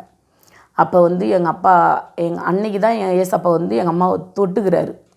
அன்னையிலேருந்தே சரி நம்ம வீட்டுக்கார் ஒன்று நம்ம ஒன்று இருக்கக்கூடாதுன்னு சொல்லிவிட்டு எங்கள் அம்மா அப்போதுலேருந்து எங்கள் தம்பி இறந்ததுலேருந்து சேட்டுன்ற தம்பி சேர்த்ததுலேருந்து எங்கள் அம்மா சர்ச்சுக்கு போக ஆரம்பித்தாங்க. அப்படி கொஞ்சம் கொஞ்சமாக ஞாயிற்றுக்கிழமை சர்ச்சுக்கு போக ஆரம்பிப்பாங்க. எனக்கு தெரிஞ்சு எங்கள் அம்மா வந்து நிறைய குங்குமம் வைப்பாங்க, மஞ்சள் பூசுவாங்க, பூசை வைப்பாங்க, எல்லாமே பண்ணுவாங்க எங்கள் அம்மா. அப்படி இருந்தவங்க தான் எங்கள் அம்மா. எங்கள் அம்மா பேர் மாயாவதி. அப்படியே இருக்கும்போது கொஞ்சம் கொஞ்சமாக ஏசப்பா மாற்றினார். அவங்களையும் மாற்றிட்டு அவங்களும் வந்து ஞானஸ்தானம் எடுக்கணும்னு சொல்லிவிட்டு அவங்க வந்து ஒப்பு கொடுத்தாங்க. அந்த எங்கள் சிஎஸ்எப்பில் ஐயருன்னு சொல்லுவாங்க, ஐயர்களை சொல்லி ஞானஸ்தானத்துக்கு அவங்க ஒப்பு கொடுத்துட்டாங்க. அப்போ நான் போயிட்டுக்கு இந்த பெந்தகோஸ்தில் சேர்ந்துட்டேன். அப்போ எங்கள் அம்மா என்னை கேட்குறாங்க, நானும் உங்கள் அப்பாலாம் இந்த சர்ச்சுக்கு போகிறேன், நீ ஏன் அந்த சர்ச்சுக்கு போகிறேன்னு கேட்டாங்க. நான் சொன்னேன் அப்போ இந்த மாதிரி உங்கள் கூட நான் வரும்போதெல்லாம் நீங்களும் கிறிஸ்டின் தான், நான் வரும்போதெல்லாம் சும்மா தான் வந்து எல்லாம் 10 பேரில் 11 வந்து உட்காந்துட்டு வரேன். எனக்கு ஒன்றுமே அவங்க சொல்கிறது எனக்கு புரியல, எதுவுமே எனக்கு அர்த்தம் இல்லை. நாத்துமாவே கத்திரே ஸ்தோத்திரி முழுசாக எனக்கு சொல்லி முடிக்க தெரியாது. ஆனால் இப்போ எனக்கு ஏசப்பா என் கூட இருக்கிறாரு, எனக்கு சொல்லி தராரு, நான் படிக்க தெரியாதவ எனக்கு எல்லாத்தையும் சொல்லி கொடுக்குறாருன்னு சொன்னேன். எங்கள் அம்மாவே என்னை சொல்லிக்கிருக்கிறாங்க, எங்கள் அண்ணங்களை சொல்லிக்கிறாங்க. என்ன சொல்லிக்கிறாங்கன்னா, செல்வம் ஒரு 2 ரூபா சில்லறை மாற்றி செல்விகளை கொடு, அதை என்ன தெரியாது, 4னா எது 50 காசு எதுன்னு சொல்ல தெரியாது, அதுக்கு அப்போல்லாம் 20 காசுலாம் இருக்குல்ல, 5 காசு 20 காசு அதெல்லாம் சொல்ல தெரியாது சேர்த்து அப்படின்னு எங்கள் அம்மா என்னையே ஒரு மாதிரி ஈழ்வாக பேசுகிற மாதிரி, ஒரு கேவலமாக பேசுகிற மாதிரி சொன்னாங்க. இன்னும் நம்ம அம்மா இப்படி சொல்கிறாங்களே, அப்படி அவங்க சொல்கிறதுக்கு தகுந்த மாதிரியே நான் ஒன்றுமே கணக்கு வழக்கு தெரியாமல் இருந்தேன். நான் அப்புறமா ஜெபத்தில் அப்புறமா எங்கள் வீட்டில் நான் படிக்கலை சாமி, நான் எல்லோரும் படிச்சிருக்கிறாங்க, நான் மட்டும் ஏன் படிக்கலை சொல்லிட்டு அழுது ஜெபம் பண்ணுவேன். முழங்காலில் நைட்டு 12 மணிக்கு நின்று ஜெபம் பண்ணுவேன், நைட்டு 12 மணிக்கு ஜெபம் பண்ணுவேன், 3 மணிக்கு 4 மணிக்கு இப்படி தான் என் ஜெபம்.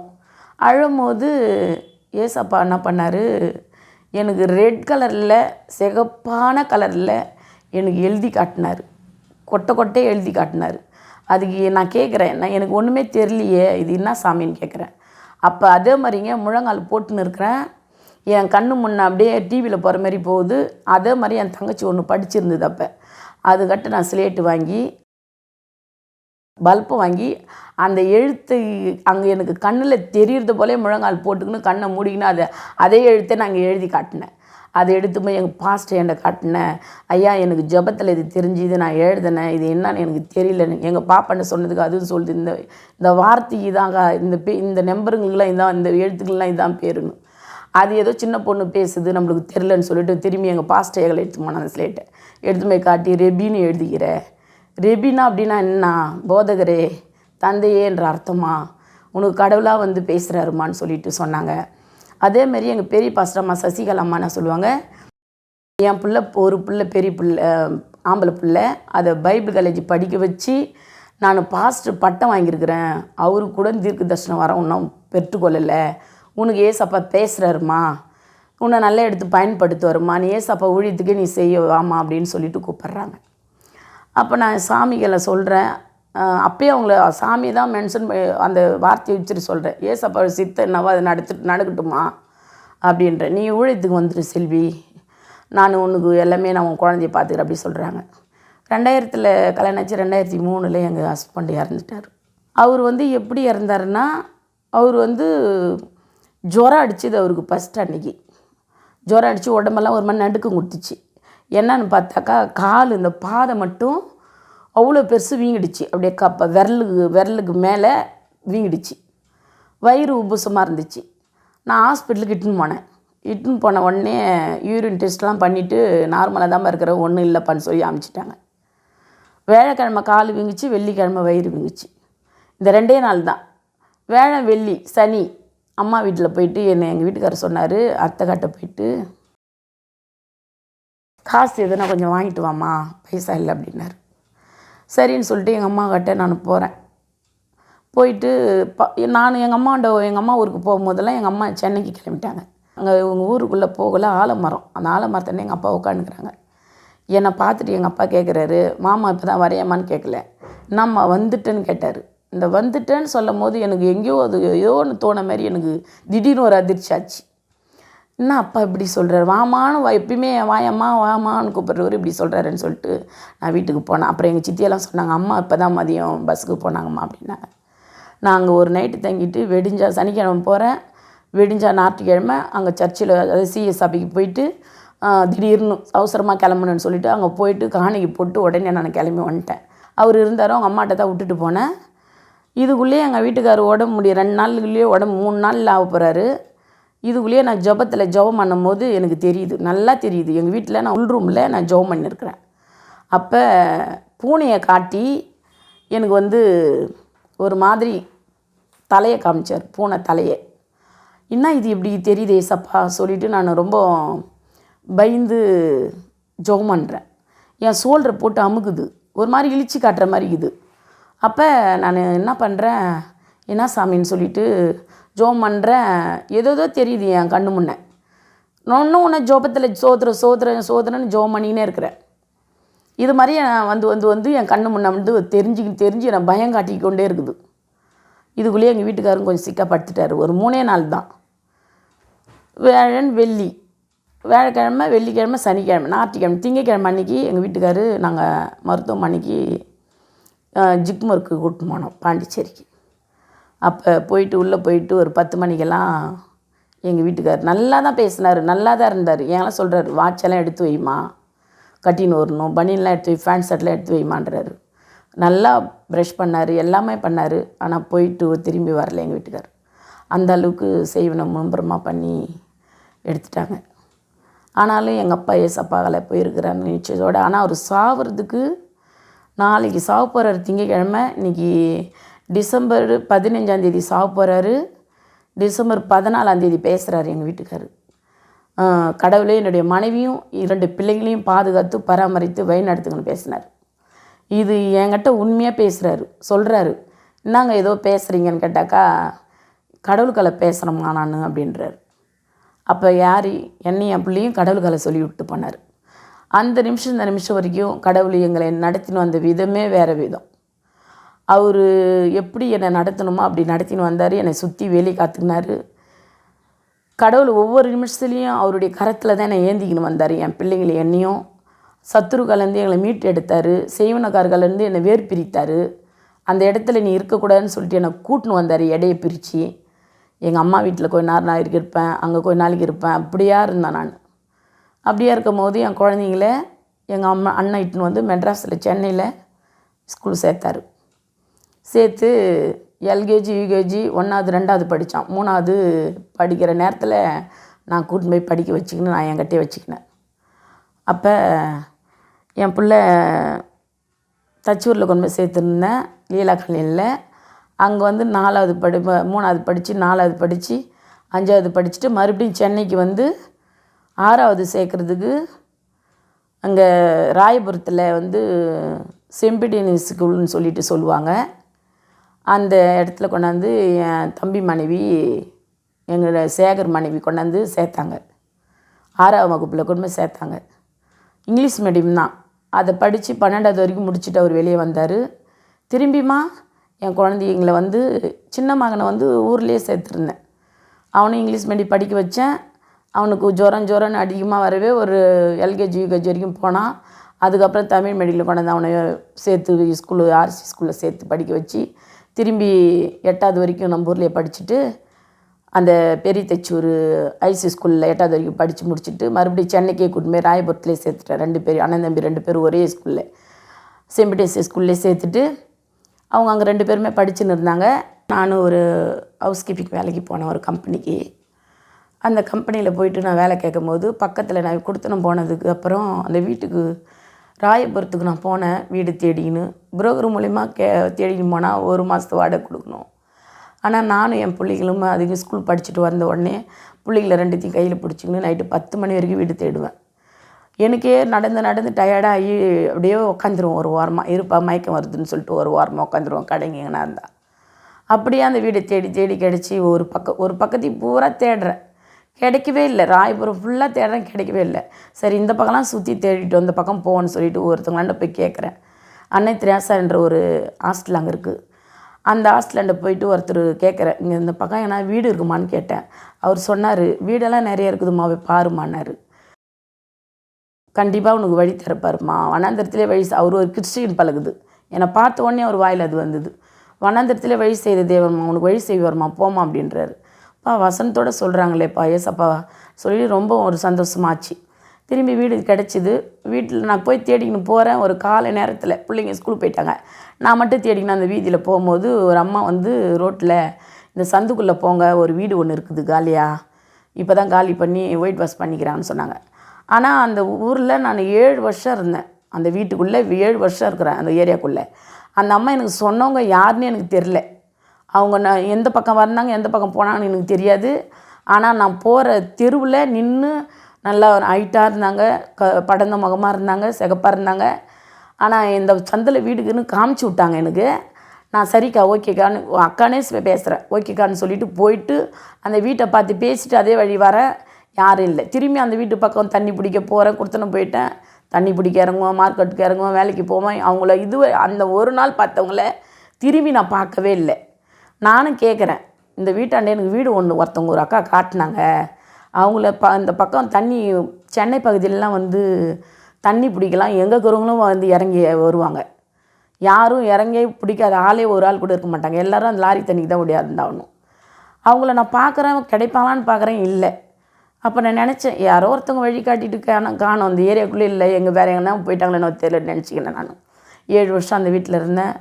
ஒருத்தவங்க பக்கத்து வீட்டில் இருந்தவங்க எனக்கு வேலை ஒரு 2 பாப்பா பொண்ணு பிள்ளைங்க, எங்கெல்லாம் ஆண்டின்னு சொல்லிட்டு பேசுங்க நல்லா. அந்த குழந்தைங்க வந்து அம்மா எங்கள் அம்மா போகிறான்னு கேட்டால், அம்மா வேலைக்கு போகிறாங்க, அப்பா வேலைக்கு போகிறான்னு சொன்னாங்க. கொஞ்சம் உங்கள் அம்மாண்ட சொல்லுமா, வேலை இருந்தால் சொல்லுமா, எனக்கு நான் ஆண்டி வேலைக்கு போகணுன்னு சொன்னேன். இதுமாரி பக்கத்து வீட்டு ஆண்டி வேலை கேட்குறாங்கம்மான்னு சொல்லிட்டு அந்த சின்ன குழந்தைங்க பேசி நினச்சிங்க. சரி நான் அப்பாண்ட சொல்லி பார்க்குறேன்னு சொல்லிட்டு அவங்க வீட்டுக்காரர்களை கலந்து எனக்கு வேலை வச்சாங்க.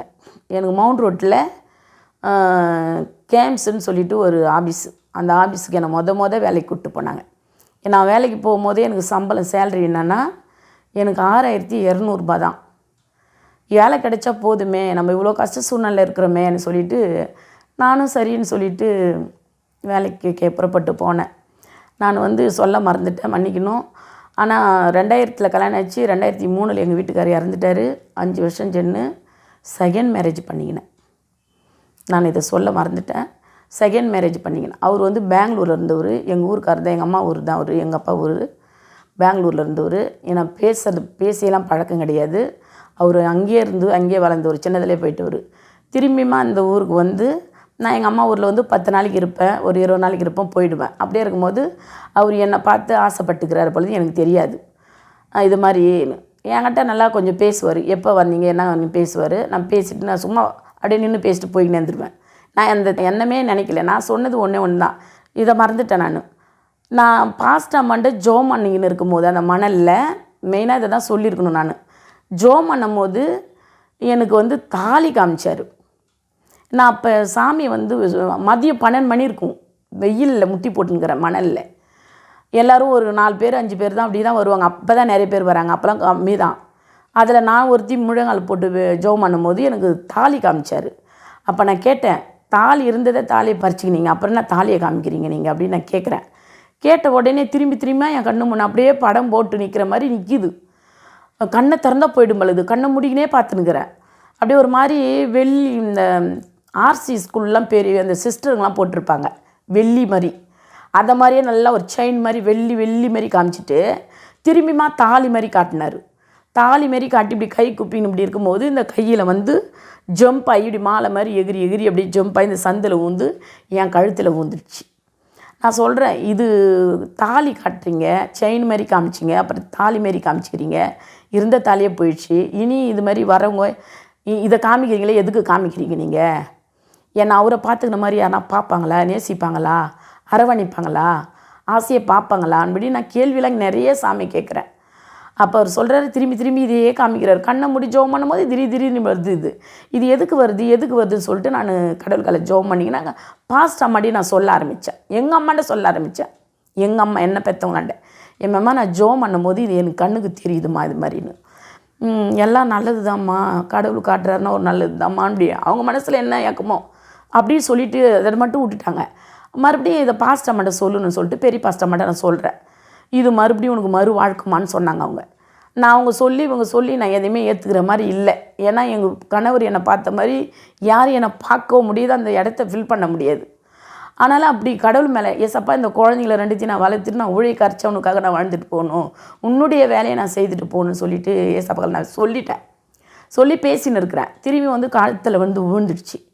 அப்படியா நான் போராடினுக்கிறேன். இது ஏன் நம்ம கழுத்தில் வந்துச்சு, இது ஏன் நம்ம கழுத்தில் வந்து விழுந்துச்சு, இதுக்கு எப்படி, இது யார் என்ன இப்படி வரவங்க அப்படியே எப்படின்னா வரணும். திரும்பி இது வர்றதுனால எனக்கு கேள்வி என்ன கேட்டேன்னா, நீ கொடுக்குறேன்னாக்கா நீயா கொடுங்க, நான் ஏற்றுக்கிறேன். அப்படி நீ வந்தாலும் என்னை நேசிப்பாங்களா, கொஞ்ச நாள் ஆசி பாசியமாக எங்களை இருந்துட்டு உன்னை தான் நான் கவனிப்போம், 2 குழந்தைங்கள நான் கவனிக்க மாட்டேன்னு சொல்லிட்டு தூக்கி எறிஞ்சானா எனக்கு தாங்க சக்தி கிடையாது. என் குழந்தைங்க தான் என் உலகம், நீங்கள் தான் என் சப்பா உலகம், அதுக்கு அடுத்தது என் குழந்தைங்க 2, இதுங்க 2 மட்டும் என் வாழ்க்கையில் போதுமா அப்படின்னு ஜெபம் பண்ணுறேன். திரும்பி என் சப்பா தாலி காமிக்கிறாரு. அப்படியே இருக்கும்போது அப்போல்லாம் அவங்க பெங்களூரில் இருந்தாங்க. இந்த மாதிரிலாம் எனக்கு தெரியும் போதெல்லாம் அவங்க பெங்களூரில் இருந்தாங்க, எனக்கு தெரியாது. அதுக்கப்புறம் எங்கள் மாமியார் வீட்டில் கொஞ்ச நாள் எங்கள் மாமனார்லாம் என்ன பண்ணுவாங்க, அவர் கொஞ்சம் குடிப்பார். ஏன் புள்ளையே இல்லடி நீ என்னாடி பண்ண போகிறேன்னு என்னை அடிக்கிறதுக்கே வருவாங்க. ஒரு மாதிரி கேவலமாக பேசி ரொம்ப தப்பாக பேசி கதவை லாக் பண்ணின்னு உள்ளே இருக்கிறா சொல்லிட்டு அந்த கதவை வந்து நான் உள்ள டாப்பில் போட்டுருந்தேன்னா அப்படியே லாக் அப்படியே கைட்டி ரெட்டை கதவு, அது அந்த ரெட்டை கதவை அப்படியே கயிட்டுருவாங்க. அந்த உண்டியிலேருந்து அப்படியே கைட்டி வெளியே கொண்டு போய் வச்சுருவாங்க. வச்சுட்டு ஹால் அப்படியே திறந்துட்டு கிடக்கும். ரொம்ப டார்ச்சர் பண்ண ஆரம்பித்தாங்க. நான் ரொம்ப எங்கள் கணவர் இல்லாதது ஒரு விதம், அவர் இல்லாத கஷ்டம் சூழ்நிலை, இந்த டைமில் இப்படியெல்லாம் டார்ச்சர் பண்ணுறேன்னு சொல்லிவிட்டு ஒரே அழகு கண்ணீரமாக அந்த வீட்டில் இருப்பேன் நான். என்னை வந்து எங்கள் வீட்டுக்காரு திங்கக்கிழமை அன்றைக்கி சாவ போகிறாருன்னா ஞாயிற்றுக்கிழமை நைட்டு பேசினார். கடவுளே என்னுடைய மனைவி என்னுடைய 2 பிள்ளையும் பாதுகாத்து பராமரிச்சிங்கன்னு சொன்னார். அந்த ஒரு வார்த்தை ஒன்று சொன்னார். சொல்லிட்டு இருக்கும்போது நான் கேட்குறேன், என்னங்க பேசுகிறீங்க, ஏதாச்சும் உளறீங்களான்னு கேட்குறேன். நான் கடவுளுக்கல்ல பேசுகிறேம்மா, அது தப்பாம்மான்னு கேட்டார். என்ன தெரியுமா 3 முறை சொன்னார் அந்த வார்த்தை. கடவுளே என்னுடைய மனைவியும் என்னுடைய 2 பிள்ளையும் பாதுகாத்து பராமரிச்சிங்க, எங்கள் வீட்டில் எந்த பிரச்சனையும் வரக்கூட 3 முறை பேசினார். பேசிவிட்டு அந்த நைட்டுக்கு என்னை வந்து சொல்கிறாரு, நீ சாப்பாடு நீ ஊட்டி விடுமான்றார். நான் எங்கள் நாத்தனார் இருக்கிறாங்க, நாத்தனார் வீட்டுக்காரு அவங்க அம்மாலாம் இருக்கிறாங்க, நான் தான் ஊட்டி விட்றேன். சாம்பார் சாதம் அப்பளம் வச்சு ஊட்டி விட்றேன். சாப்பிட்டாரு. சாப்பிட்டுட்டு காலையில் விடிஞ்சா திங்கக்கிழமை நாங்கள் ஹாஸ்பிட்டலுக்கு போனோம். இது மாதிரி ஆயிடுச்சு. எனக்கு என்ன பண்ணி எது பண்ணே தெரியாது, என்னை எப்படி கூப்பிட்டு வந்தானே எனக்கு தெரியாது. அது மாதிரி சுச்சுவேஷன் இருந்தேன். எங்கள் வீட்டுக்காரர் இறந்து நான் ஒரு பைத்திய நிலைமையில ஆகிட்டேன். பைத்தியமே வந்துடுச்சின்னு சொல்லிட்டாங்க எல்லோரும். ரொம்ப டிப்ரெஷனில் போயிட்டாங்க. சாப்பாடு போட்டு தட்டில் வச்சாங்கன்னா எங்கள் அம்மா, நான் மண்ணில் கை வைப்பேன். ஏம்மா மண்ணில் கை வைக்கிறடா, என்னடா நீ அப்படின்வாங்க எங்கள் அம்மா. அப்படி எங்கள் அம்மா பக்கத்துலேயே இருந்துங்கன்னு அப்படியே பார்த்துக்கினாங்க. ஒரு 3 மாதம் வரைக்கும் அப்படியே பார்த்துன்னு இருந்தாங்க. ஏதோ பாப்பா ரொம்ப மனநிலையில் பாதிப்பாயிடுச்சுன்னு. அப்படியே கொஞ்சம் கொஞ்சமாக ஜபத்தில் கொஞ்சம் ஜபம் பண்ணி இன்ன வரைக்கும் நான் என்னால் மறக்க முடியாதது ஒன்று அது மட்டும்தான்.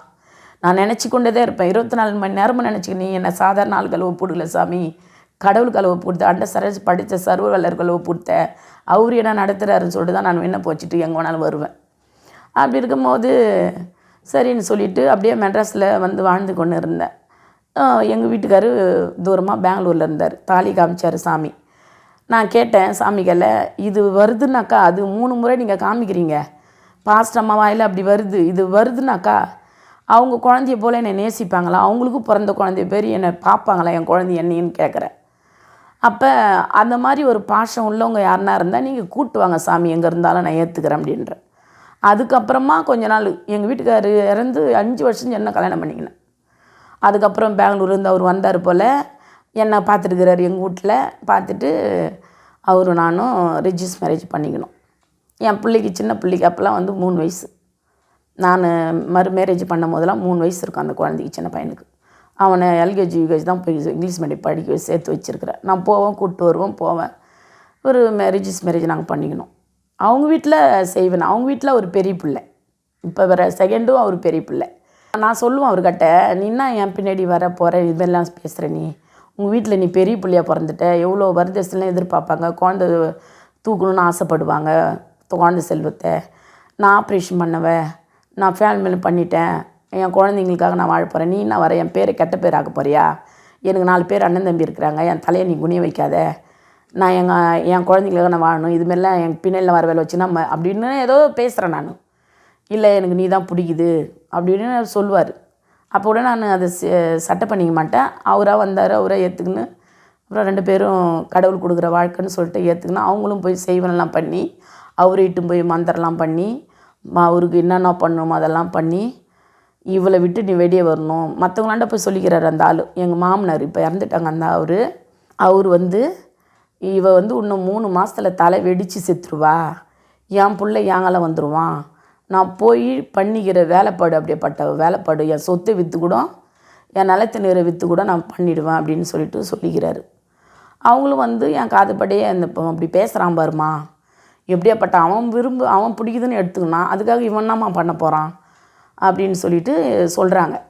நான் சொன்னேன், கடவுள் எனக்கு தேடி கொடுத்தாரு, அவர் என்ன பண்ணுறாரோ பண்ணிட்டோம், அவங்க என்ன பண்ணலை என்ன ஒன்றும் பண்ண முடியாது, ஏசப்பா பார்த்துப்பாரு அப்படின்னு சொல்லிட்டு நான் ஜெபம் பண்ணுறேன். அவங்க எங்கெங்கெல்லாம் போய் மந்திரம் பண்ணுறாங்களோ நான் ஜெபம் பண்ணிக்கினே இருப்பேன். அவங்களும் சொல்லிக்கிறாங்க. நான் போயிட்டு எங்கெங்கே என்ன பண்ணுறேன்னா அவங்க சோத்திரம் அல்லேலூயான்னு சொல்லிட்டு சுத்தம் பண்ணிட்டு வந்துடுறாங்கன்னு சொல்லுவாங்களாம். எங்கள் நாத்தனார் இப்போ இருக்கிறாரு எங்கள் கணவர், இப்போ 2வது அவங்க தங்கச்சி, சின்ன தங்கச்சி என்னை வந்து எப்பவுமே அவங்க பாஸ்டம்மா தான் கூப்பிடுவாங்க. என் தங்கச்சி ஒன்று படிச்சுருந்து அவங்க ஃப்ரெண்டு அவங்க. அப்போ வீட்டுக்கு வரா, இதுமாரி சகிலா கிளம்பிடுச்சிங்களா பாஸ்டம்மான்னு கேட்டுக்கின்னு வராங்க. இன்னும் கிளம்புறாடியாவ அப்படின்னு சொல்லிவிட்டு, நீ சாப்பிட்றியான்னு கேட்குறேன். நான் டிஃபன் கடை போட்டுன்னு இருந்தேன், இட்லி சுட்டு அந்த ஊரில் விற்றுன்னு இருந்தேன் நான் கொஞ்ச நாள் அந்த ஊரில் இருக்கும்போது. அப்போ அந்த பொண்ணு வந்து அந்த டிஃபன் எங்கள் பிள்ளைக்கு சுடும் போது அந்த பொண்ணுக்கு சாப்பிட்றியான்னு கேட்குறேன். சாப்பிட்றேன்னு சொன்னாங்க. நான் அந்த பொண்ணுக்கும் தோசை சுட்டு கொடுத்து சாப்பிட வச்சுன்னுக்கிறேன் எங்கள் வீட்டில். சாப்பிட்டு இருக்கும்போது என் குழந்த சாப்பிட்டுட்டு போயிட்டு தண்ணிக்கு, அப்போ எங்கள் வீட்டில் ரொம்ப கஷ்டம், தண்ணிக்கே கஷ்டம் அந்த ஊருக்கு. அப்போ தண்ணி எடுத்து அந்த வைக்கும்போது என் பிள்ளை போயிட்டு தண்ணி நிறையா கொஞ்சம் அந்த அண்டாவில் ஊற்றி வச்சிருந்த தண்ணியில் கையை விட்டான். ஏன்டா தண்ணிக்கு எப்படி கஷ்டமாக இருக்குது, போய் அண்டாவில் கை உரியன்னு சொல்லிட்டு நான் கேக்கு தொத்தின்னு ஓடும்போது இந்த பொண்ணு என் பிள்ளை முன்னே ஓடிட்டான், நான் பின்னால் ஓடுறேன். இந்த பொண்ணு வந்து அவங்க அப்பா சொன்ன வேலைப்பாடு இது, நீ தான் அந்த வீட்டுக்கு போகிற பேசுகிற பழகிற அவங்க தங்கச்சி மூலியமா, நீ போய் அந்த பொண்ணு மண்ணை போய் அள்ளின்னு வந்துரு, காலடி மண்ணுன்னு சொல்லிவிட்டு எங்கள் மாமனார் சொல்லி அனுப்பிச்சிருக்கிறாங்க பிறகு. அந்த பொண்ணு ஒரு 6வது என்னோ படிக்கும் அப்போல்லாம் அந்த பொண்ணு. அந்த பொண்ணு வந்து வருவான், இப்படி ஓட்டான் பாஸ்டம்மா வருவான், நீ அந்த பக்கமாக போ அப்படின்றா. இவன் அந்த குனிஞ்சு அந்த மண் ஆள்றதுக்காக, என் காலடி மண் ஆள்றதுக்காக இவன் அந்த பக்கமாக போன்றா பழுது எனக்கு தெரியாது. நான் போனவன் வருவான்னு சொல்லிட்டு இதே வழி நான் திரும்பி வரேன். வந்தால் என் காலடி மண் அந்த இடத்துல எங்கள் ஆயா வந்து உளுந்து பிடின்னு வந்து ஆஞ்சிட்டு அந்த மண், இறங்காட்டு மண், களிமண் கருப்பாக இருக்கும் அந்த மண்ணை சலிச்சு விட்டுக்கிறாங்க சலடியில். சரியாக சலிச்சு விட்டு சந்துக்கு அதுக்கும் சலிச்சு விடுவேன். அந்த இடத்துல நான் காலை வச்சுட்டு ஓடிக்கிறேன் என் பிள்ளைய தெத்திக்கின்னு. அப்போ வந்து அந்த பொண்ணு குனிஞ்சு அள்ளுது அந்த மண்ணை. நான் நினச்சேன் டிஃபன் சுட்டு நம்ம விற்றது காசு ஏதோ விழுந்துட்டுக்குது, காசு தான் அந்த பொண்ணு எடுக்குதுன்னு சொல்லிட்டு அந்த காசு மேலே கண்ணு போகுது எனக்கு. அவள் கையில் வச்சுக்கிறது காசுன்னு சொல்லிட்டு அந்த கையே பார்க்குறேன். பார்த்தா மண் புடியாக அள்ளி வச்சுங்கிறா கையில். நான் கேட்டேன், எங்கள் வீட்டுக்கு வர பழகிற பேசுகிற, என்ன பாஸ்டம்மா பண்ணுறேன்னு கேட்குறேன், உனக்கும் நான் சாப்பாடு கொடுக்குறேன் ஆகாரம், இந்த மாதிரி மரியாதை பண்ணுறேன், இது நல்லதான்னு சொல்லிவிட்டு நான் ஒரு வார்த்தை ஒன்று திட்டி, நீ என் வாசப்படி மெரிக்காத அப்படின்னு சொல்லிட்டு நான் விட்டுட்டு வந்துட்டேன். நீ இதை எடுத்துகிட்டு போனாலும் ஒன்றும் பண்ண முடியுது, என்ன வேணா உனக்கு புடவை தரவா, என்னுடைய துணிகளை தரவா, என்னுடைய தலைமுடியெல்லாம் தரவா, உன்னால் என்ன பண்ண முடியுமோ பண்ணிக்கங்க அப்படின்ட்டு வந்துட்டேன் நான். அப்படியே போச்சு. அவங்க ரொம்ப பிரச்சனை. எப்படின்னா செய்வனை ஒரு சம்பாரித்து கொடுக்குற காசுலாம் வாங்கிட்டு போயிட்டு அப்பா அம்மா இருக்கிறாங்கன்னு சொல்லிட்டு இவரும் கொஞ்சம் வர ஆரம்பித்தார். காசு பணத்தெல்லாம் கொடுப்பாரு கொண்டு போயிட்டு. அந்த காசெல்லாம் எடுத்து போயிட்டு அவங்க தம்பிக்கு கொடுத்துக்கின்னு இந்த பிள்ளை கட்டத்தை வாங்கி அவங்க தம்பிக்கு கொடுப்பாரு போல். செய்வனிக்கு போவாங்க பழகுது. இதோ மாதிரியாக இருந்துன்னு இருந்தாங்க. என்னை 2 இடத்துலையுமே வாழ விடலைங்க. 2 குடும்பத்துலேயும் இந்துக்கார குடும்பம் என்னை வாழ விடலை. ஆனாலும் ஏசப்பா தான் என்னை வாழ வச்சின்னு வராரு. நாங்கள் சென்னைக்கு வந்துவிட்டோம். பிள்ளைங்க படிக்க ஆரம்பித்தாங்க. அந்த இடத்துல எனக்கு குருநா காலேஜில் இடம் கிடச்சிது. பையன் வந்து சொன்னான், ஏம்மா இடம் கிடச்சிக்குதுமான்னு. நானும் சொன்னேன் ஜெபத்தில், அங்கே தான் உனக்கு இடம்பான்னு சொல்லிட்டு. கிடச்சிடுச்சு, ஏசப்பா கொடுத்துட்டாரு. போகும்போது அம்மா நீங்கள் வரணுமா லீவ் போட்டுன்னு கூப்பிட்டாங்க. நான் லீவ் போட்டு ஆஃபீஸில் லீவ் போட்டு போனேன். போகும்போது என் பிள்ளை ஸ்கூலில் படித்த பிள்ளைங்களே கூட ஃப்ரெண்டுங்களே, ஒன்று வந்து எஸ்ஐ போலீஸ் எஸ்ஐ பிள்ளை, ஒன்று வந்து முஸ்லீம் வெளிநாட்டில், அவங்க அப்பா வெளிநாட்டில் இருக்கிறாங்க சவுதி அரேபியாவில், அவங்க பிள்ளை, என் பிள்ளை, என்னுடைய பிள்ளை. 3 பேரில் பார்த்தா என் பிள்ளை மட்டும்தான் கஷ்ட சூழ்நிலை வளர்ந்த பிள்ளை. பணத்துக்கும் எங்களுக்கு கஷ்டம். அவங்க 2 பேருமே பணத்தோடு வராங்க அந்த காலேஜுக்கு வரும்போது. ஆனால் அவங்க கையில் பணம் இருந்துச்சு. என் பிள்ளை கட்ட அந்த மார்க் இருந்துச்சு, படித்த மார்க்கு. அந்த காலேஜுக்குள்ளே போன உடனே அது எப்படி பேச வச்சாருன்னா, கடவுள் தான் பேசினார்னு சொல்ல முடியும். நான் பேச வைக்கல, ஆனால் கடவுள் பேச வச்சார். கடவுள் தான் சொல்ல சொன்னார். நாங்கள் 3 பேருமே முன்ன போய் இறங்கிட்டோம். அவங்க அப்பா அம்மாவோட, அவங்க அப்பாலாம் யாரும் வரல. 3 பேருக்குமே 3 பேர் அம்மா மாதிரி தான் போகிறோம். அப்பாலாம் அவங்கவுங்க டியூட்டியில் இருக்கிறாங்க போல். எங்கள் வீட்டில் எனக்கு அப்பா, பிள்ளைக்கு அப்பா இல்லை, நான் தாய். ஆனால் அவங்க வீட்டிலேருந்து எஸ்ஐ அவர் போலீஸ் அவர் போயிட்டுக்கிறாரு பழகுது. அவங்க அம்மா வராங்க. அவங்க முஸ்லீம்ட்டும் அவங்க அம்மா வராங்க. 3 பேருமே 2 பேர் பணம் எடுத்துன்னு வராங்க. நான் என் பிள்ளை எடுத்துன்னு போகிறேன். அப்போ அவங்க கேட்குறாங்க, என் பிள்ளைக்கு எப்படி இருந்தாலும் சீட்டு போட்டு கொடுத்துருங்க, உனக்கு எவ்வளோ வேணுமோ நாங்கள் பணம் கொடுத்துட்றோன்னு ஒரு முஸ்லீம் அம்மா சொல்லுது. அதுக்கு அவர் சொன்னார், இவங்க 2 பேருமே பணத்தோடு வந்து நிற்கிறாங்க. அவர் சொன்னார், ராவும் பகலும் இந்த பிள்ளை எவ்வளோ கண் முழிச்சு படிச்சிருப்பான், இந்த ராகுல் பிரியன்றவங்க. என் பிள்ளை பேர் ராகுல் பிரியன், இப்போ பிரான்சிஸ் ராகுல் பிரியன் சொல்லிட்டு பேர். பெரிய மகன் பேர். சின்ன மகன் லூக்கா ராஜேஷ். பெரிய மகனை சொல்கிறாங்க, ராவும் பகலும் கண்ணு முழிச்சு படிச்சிருப்பான் அவன். அப்போ வந்து அந்த புள்ளிக்கு நான் சீட்டு கொடுக்காம பணத்துக்காக உங்கள் புள்ளிக்கு நான் சீட்டு கொடுத்தேன்னா எனக்கு நல்ல துணை செய்வாரா கடவுள் அப்படின்னு அவர் பேசுகிறார் ஒரு ரூமில். நான் வெளியே உக்காந்துக்கிறேன். வெளியே தான் பக்கமே உக்காந்துக்கிறேன். என் காதில் விழுது இது. அப்புறம் நான் உட்காந்துருந்தேன். உங்களை சேர் போட்டுவிட்டேன் விட்டுருந்தாங்க. உட்காந்துருந்தேன். உள்ளே போனேன். அப்படியே 3 பேர் முகுட்டா நிற்க வச்சுட்டு பேசுகிறாங்க. உன் பையன் படித்த மார்க் எடுங்க, உங்கள் பிள்ளை படித்த மார்க் எடுங்கன்னு சொல்லிட்டு எங்கள் பையன் படித்த சர்டிஃபிகேட் மார்க் வாங்கி வச்சுக்கினாங்க. அவங்களுக்கும் காமிச்சு சொல்கிறாங்க, இவங்க படித்து முடிச்சுக்கிறதுல மார்க் எவ்வளோக்குது, உங்கள் பிள்ளைங்க படித்த மார்க் எவ்வளோக்குது. என் பிள்ளை படித்ததில் வந்து 970 அதான் 80க்கு 1 மார்க்கு கம்மி எடுத்துருக்குறான். அவங்களாம் ரொம்ப ரொம்ப கம்மி. அப்புறம் சொல்கிறாரு, பணத்துக்காக நான் இறங்கி இன்றைக்கி செய்துட்டுனா நான் கடவுளுக்கு பதில் சொல்லணும் அப்படின்னு சொல்லிட்டு அவர் பேசுகிறாரு. அந்த ஐயா உட்காந்துக்கிற ஐயா அவங்க அங்கே பேசின்னு இருக்கும் போதே நான் ஸ்தோத்திரத்தோடு இருக்கிறேன். ஏசப்பா வானத்தையும் படித்த பரமபிதா, நீங்கள் இந்த நிமிஷம் வரைக்கும் நீ பிறகு வாங்குவதில் பிறகு கொடுப்பா என்ற ஆசீர்வாதம் நிரப்பி வருகிறீங்க. அப்பா உன்னுடைய கரத்தை மட்டும் நீட்டுருங்க சாமி, பரத்துலேருந்து எனக்கு எந்த ஒத்தாசை இல்லை, உன்னை தான் நம்பியிருக்கிறேன். என் கணவர் மறிக்கும் போது உன்னிடத்துல தானே சொன்னார், என்கிட்ட மனைவி நீ பார்த்துக்குன்னு சொன்னாரா, மாமியார் பார்த்துக்க, அத்தை மாமா பார்த்துக்க, அப்பா அம்மா பார்த்துக்குன்னு சொன்னாரா? இல்லையே, கடவுளே என்னுடைய மனைவியும் என்னுடைய பிள்ளைங்களும் பார்த்துங்கன்னு சொன்னார், பராமரிக்குன்னு சொன்னாருன்னு சொல்லிவிட்டு நான் அந்த இடத்துல அந்த வார்த்தையை நான் உச்சரித்து ஜெபம் பண்ணேன். ஆலமரம், பெரிய ஆலமரம்லாம் இருக்குதாங்க. அந்த ரூம்பை விட்டு வெளியே படிக்கட்டாண்ட வந்து உட்காந்து நின்றுன்னு இருந்து நான் உள்ள ரூமில் வெளியே வந்து நின்றுங்கன்னு அப்படியே ஜெபம் பண்ணிக்கிறேன் வானத்தை பார்த்து. அப்போ எனக்குள்ளே வந்து ஒரு மாதிரி சில்னஸாக ஒரு ஏசி காற்று மாதிரி வந்ததையுமே அப்படியே ஒரு மாதிரி உடம்பெல்லாம் நடுங்குச்சு. ஒரு மாதிரி அப்படியே 3 பேர் வந்து பிடிக்கிறாங்க. அப்போ கூட என் உடம்பை வந்து கண்ட்ரோல் பண்ண முடியல. அலையும் ஒரு மாதிரி நடுங்கினே இருக்குது, உதிர்ற மாதிரி அதிர்ச்சியா. ஆனால் சில்னஸாக ஒரு காற்று வருது என் மேலே. நான் மண்ணு ஏசுக்குள்ளே ஏசுவின் ரத்தம் ஜெயம் ஜெயம் சொல்லின்னு அப்படியே இருக்கிறேன். அப்போ அவங்க சொன்னாங்க, ராகுல் பிரியனுக்கு தாம்மா சீட்டு, உங்கள் 2 பேருக்கு இல்லைம்மான்னு சொல்லிட்டாங்க. உடனே அந்த ஐயா வெளியே வந்து எங்களாண்ட பீஸெல்லாம் கேட்டாங்க. அப்போ நான் சொன்னேன், ஐயா நான் பீஸ் வந்து தவணை முறையாக கட்டுறேன், ஒரே நெட் காசு என்னால் கட்ட முடியாது சாமி, நான் இந்தமாரி வேலையில் இருக்கிறேன், நான் இப்போ கூட பர்மிஷன் போட்டு தான் வந்தேன் ஐயா அப்படின்னு நான் சொல்லி அழுதேன்.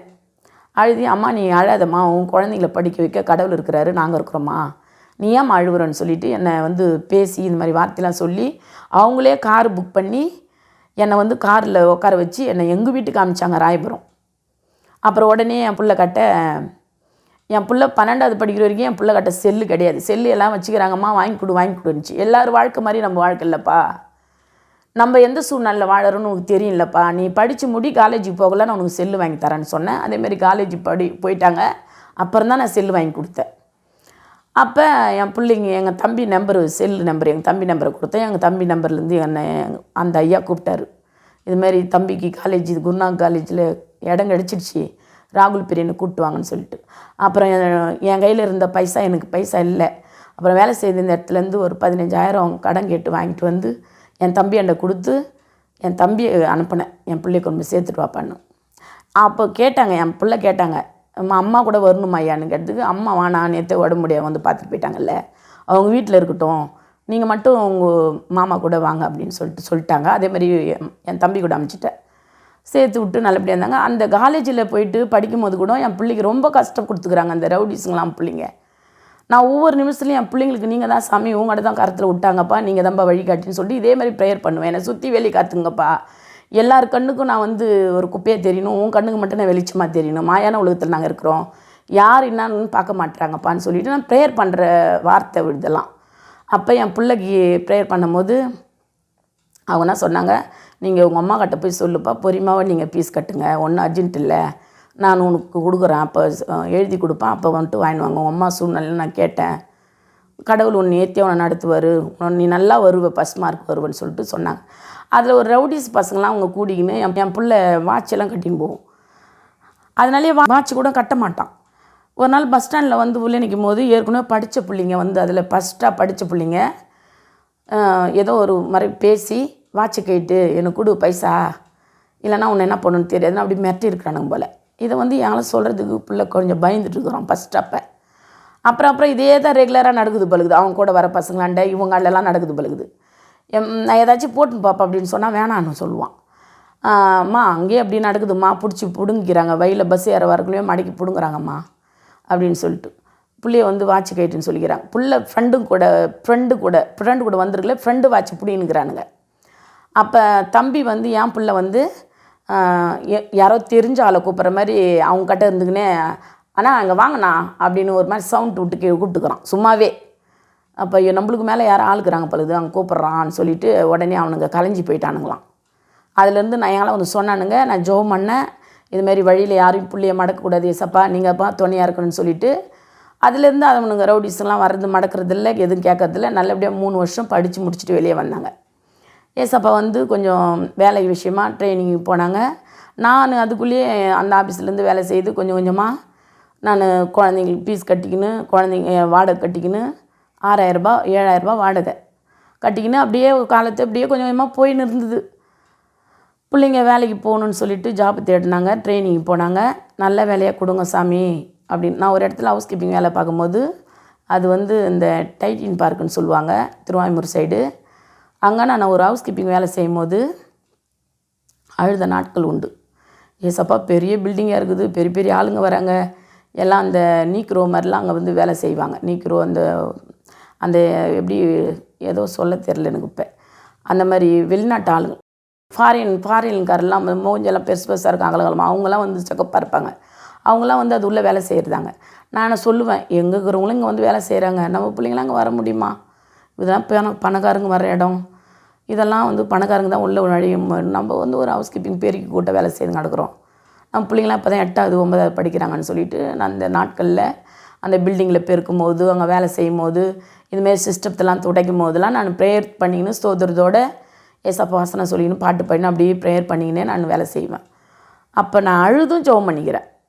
இந்த வார்த்தையை ஏசப்பா நான் அழுது புலம்பி வேலை செய்யும் போது ஏசப்பா கேட்டார்னு சொல்ல முடியும். ஏசப்பா கிருபையில் அவங்களும் படிச்சுட்டு வேலை மேலே ட்ரைனிங் எடுத்துகிட்டு போயிட்டு, ஏசப்பாவுடைய கிருபை அங்கே ஒரு தயவு பாராட்டி அங்கே நான் எங்கே பணி செய்தனோ அந்த பில்டிங்க்கே ஏசப்பா பிள்ளைய வேலைக்கு கூப்பிட்டு போய் வச்சுக்கிறாரு. அந்த இடத்துல இப்போ வேலை பார்க்குறாங்க பிள்ளைங்க. ஒரு பிள்ளை அங்கே வேலை செய்கிறாரு, ஒரு பிள்ளை வந்து கிண்டியில் வேலை செய்கிறாரு. கர்த்தர் தாமே எங்கள் வாழ்க்கையில் நடத்தின்னு வராரு. நான் வந்து சென்னை ராயபுரத்தில் இருந்தேன், அங்கேருந்து ஒரு வீடு சிப் பண்ணின்னு வந்தேன். அவங்க வந்து என் பணத்தை வந்து எடுத்துக்கின்னு போயிட்டாங்க, வீடு பூட்டி வச்சு அவங்க இல்லை காலி பண்ணின்னு போயிட்டாங்க. பணம் கொடுத்தவங்க என்னை ஏமாற்றிட்டு எடுத்துகிட்டு போயிட்டாங்க. நான் ஜோம் பண்ணுறேன். ஏசப்பா அந்த பணத்தை எப்படி வாங்குறது, நான் எனக்கு கிடைக்கணுமே. ஜோம் பண்ணும்போது மகளே இந்த வீடு திறக்கப்படும், திறந்துருக்குதுன்னு போய் பாருன்னாரு. அதேமாதிரி பூட்டி வச்சுருந்த வீடு திறந்தே வச்சுட்டு அங்கே போய் நான் கேட்டதுக்கு இந்த மாதிரி விவரம்னு சொன்னாங்க. என்ன சொன்னாங்க, அவர் இல்லைம்மா வெளியில் போயிட்டார், வந்த பிறகு இப்போ வார்த்தை பேசுங்கன்னு சொல்லிட்டாங்க. வந்துட்டேன். அப்பா என்னை நேர்த்தியாக நடத்தி நிற்கிறாரு, ஒவ்வொரு நிமிஷமும் என்னை நேர்த்தியாக நடத்தி நிற்கிறாரு. அந்த வீட்டில் நான் கொடுத்துன்னு இருக்கும்போது தாங்க இந்த கை எனக்கு போன வருஷத்தில் இந்த சோத்து கை பீச கை சர்ச்சுக்கு போயிட்டு வந்து ஞாயிற்றுக்கிழமை சர்ச்சுக்கு போயிட்டு வந்து வீட்டில் உட்காந்துக்கிறேன். 12 மணி ஆயிடுச்சு வீட்டுக்கு வர்றதுக்கு. வந்து சமையல் பண்ணி சாப்பிட்ணும். சமையல் வேலை நடந்துனுக்குது. திடீர்னு எனக்கு ஒரு மாதிரி கேரான மாதிரி ஆச்சு. தலை சுற்றுற மாதிரி. என்ன இது தலை சுற்றுது, இவ்வளோ நேரம் நம்ம சாப்பிடாம இருக்குது, தலை சுற்றுது போலன்னு சொல்லிட்டு அப்படி தான் நினச்சேன். நான் நினச்சிட்டு இப்படி எழுந்து போகலான்னு போகிறேன், கிச்சனாண்ட போகலான்னு போகிறேன். இந்த கை அப்படியே தடுன்னு விருன்னு இழுத்து அப்படியே சடீர்னு கீழே வந்துடுச்சு, தோண்டு போன மாதிரி. ஒன்றுமே சொரணை இல்லை.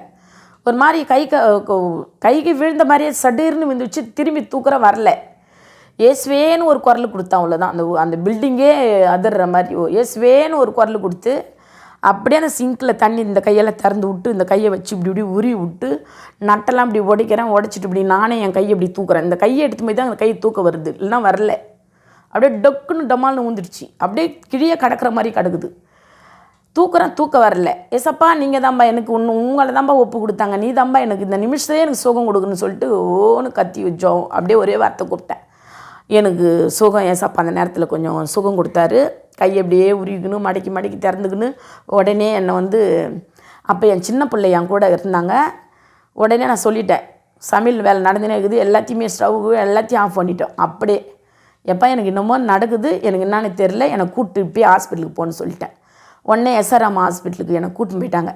கூட்டின்னு போன உடனே எனக்கு ஞாயிற்றுக்கிழமையாச்சே, எல்லாம் லீவு. டாக்டரெல்லாம் சும்மா அந்த கற்றுக்குட்டிங்க தான் இருக்கிறாங்க பழுகுது.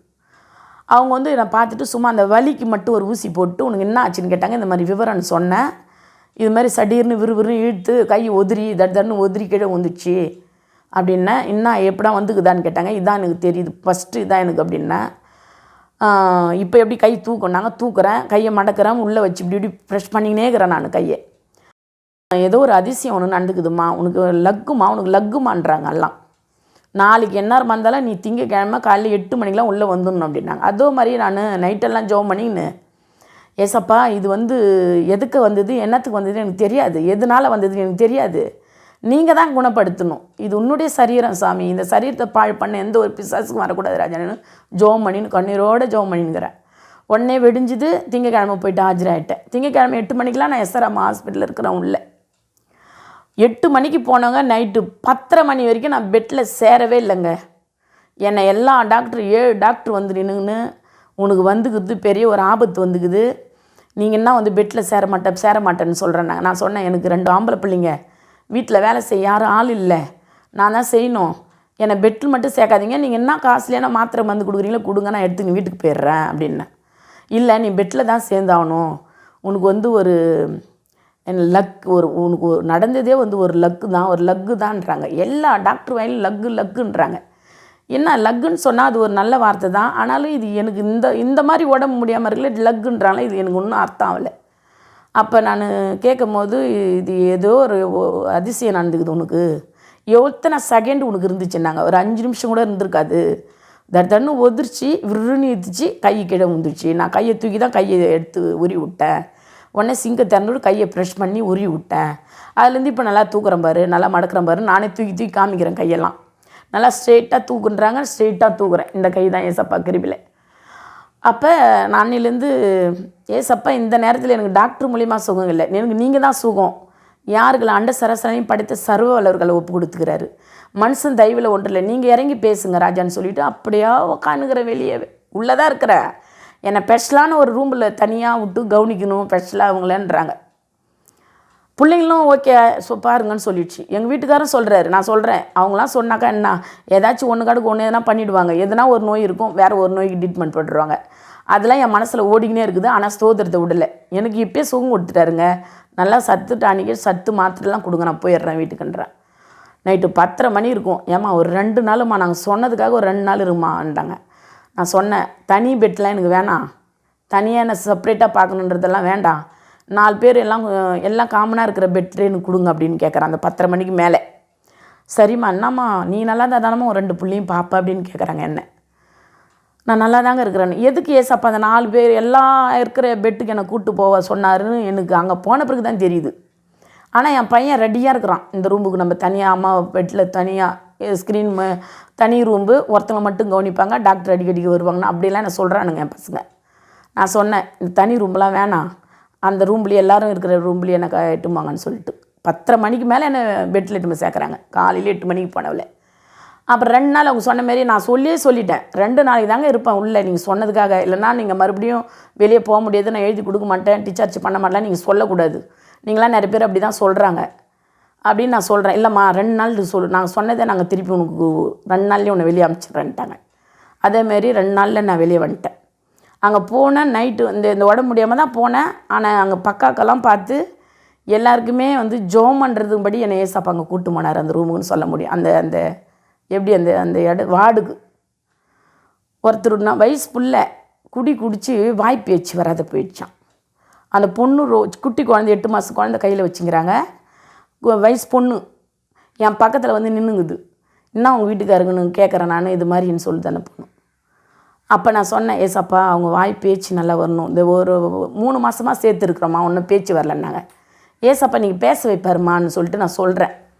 அதே மாதிரி அவர் வாயை திறந்து அவங்க பொண்ணை கூப்பிட்டாருங்க அன்றைக்கி.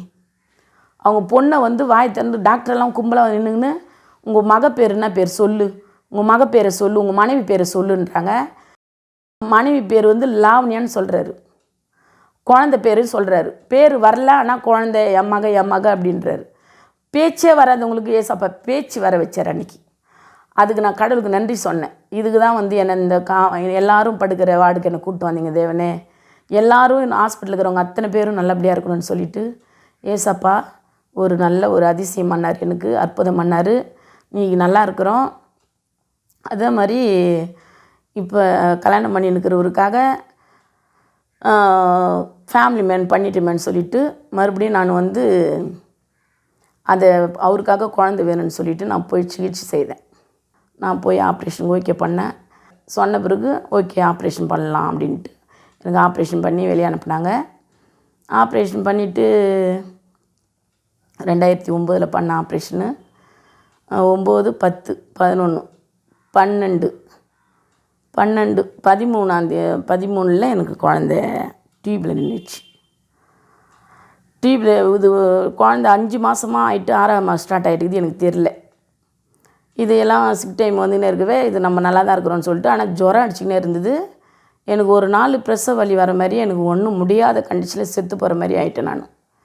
உடனே என்னை பெரியத்தச்சூர்லேருந்து நான் காரில் ஏற்றின்னு வராங்க சென்னைக்கு. எங்கள் அம்மா சொல்கிறாங்க பஸ் பிடிச்சி போயிடலாமான்றாங்க. அம்மா பஸ்ஸு பிடிச்சி போனேன்னா என்னை வேறு எந்த ஹாஸ்பிட்டலுக்கு நான் கூட்டின்னு போனேன்னா நான் செத்துருவேன், என்னை காரில் உடனடியே நான் மெட்ராஸ் கூட்டின்னு சொல்லிட்டேன். உடனடியே மெட்ராஸ்க்கு கார் எடுத்துக்கின்னு மெட்ராஸ்க்கு எடுத்துன்னு வந்துட்டாங்க. நைட்டு 12 மணிக்கு இறங்கணும். எனக்கு எந்த ஒரு இதுவும் தேடலை போகல, இதுவும் பண்ணல. உடனே ஆப்ரேஷன் ஓகே பண்ணிட்டாங்க.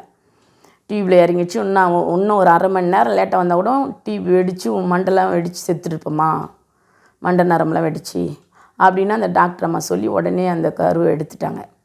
ஏசப்பா அந்த ஜீவனை எனக்கு பழக்கி வச்ச தேவனுக்கு நன்றி. அது மட்டும் இல்லை, எனக்கு எவ்வளோ ஒரு அதிசயம் அற்புதம் நடத்தின்னு வந்துக்கிறாரு என் வாழ்க்கையில். சொல்ல முடியாத, அது செத்து பிழைச்சுன்னு சொல்ல முடியும். அந்த டியூப்பில் நின்ன குழந்தைய எடுத்துட்டு என்னை ஹாஸ்பிட்டல்லேருந்து பெரிய ஆப்ரேஷன் பண்ணி வீட்டுக்கு அனுப்பிச்சாங்க. வீட்டுக்கு அனுப்பலை, தையில பிரிக்கிறாங்க. தையில பிரித்து நீ வீட்டுக்கு போமான்னு சொல்கிறாங்க.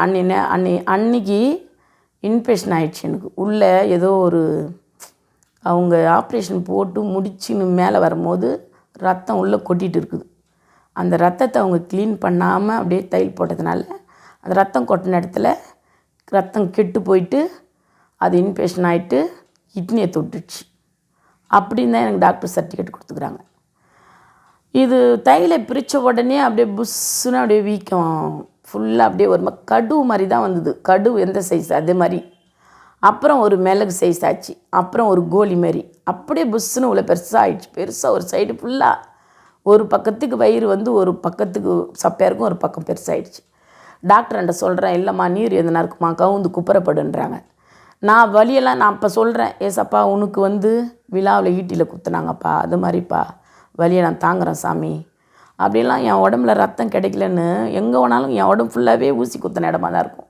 பாதத்தில், கையில், எல்லா இடத்துலையுமே ஊசி குத்துனாங்க. வயிற்றில் படுத்துன்னு இருக்கிற பெட்டில் நாளைக்கு பண்ண போகிறாங்க, அதை எனக்கு இன்னைக்கு காட்டுறாரு. அதுக்கு அந்த கட்டி மண் ப்ரெஸ் ஆகினே வருது.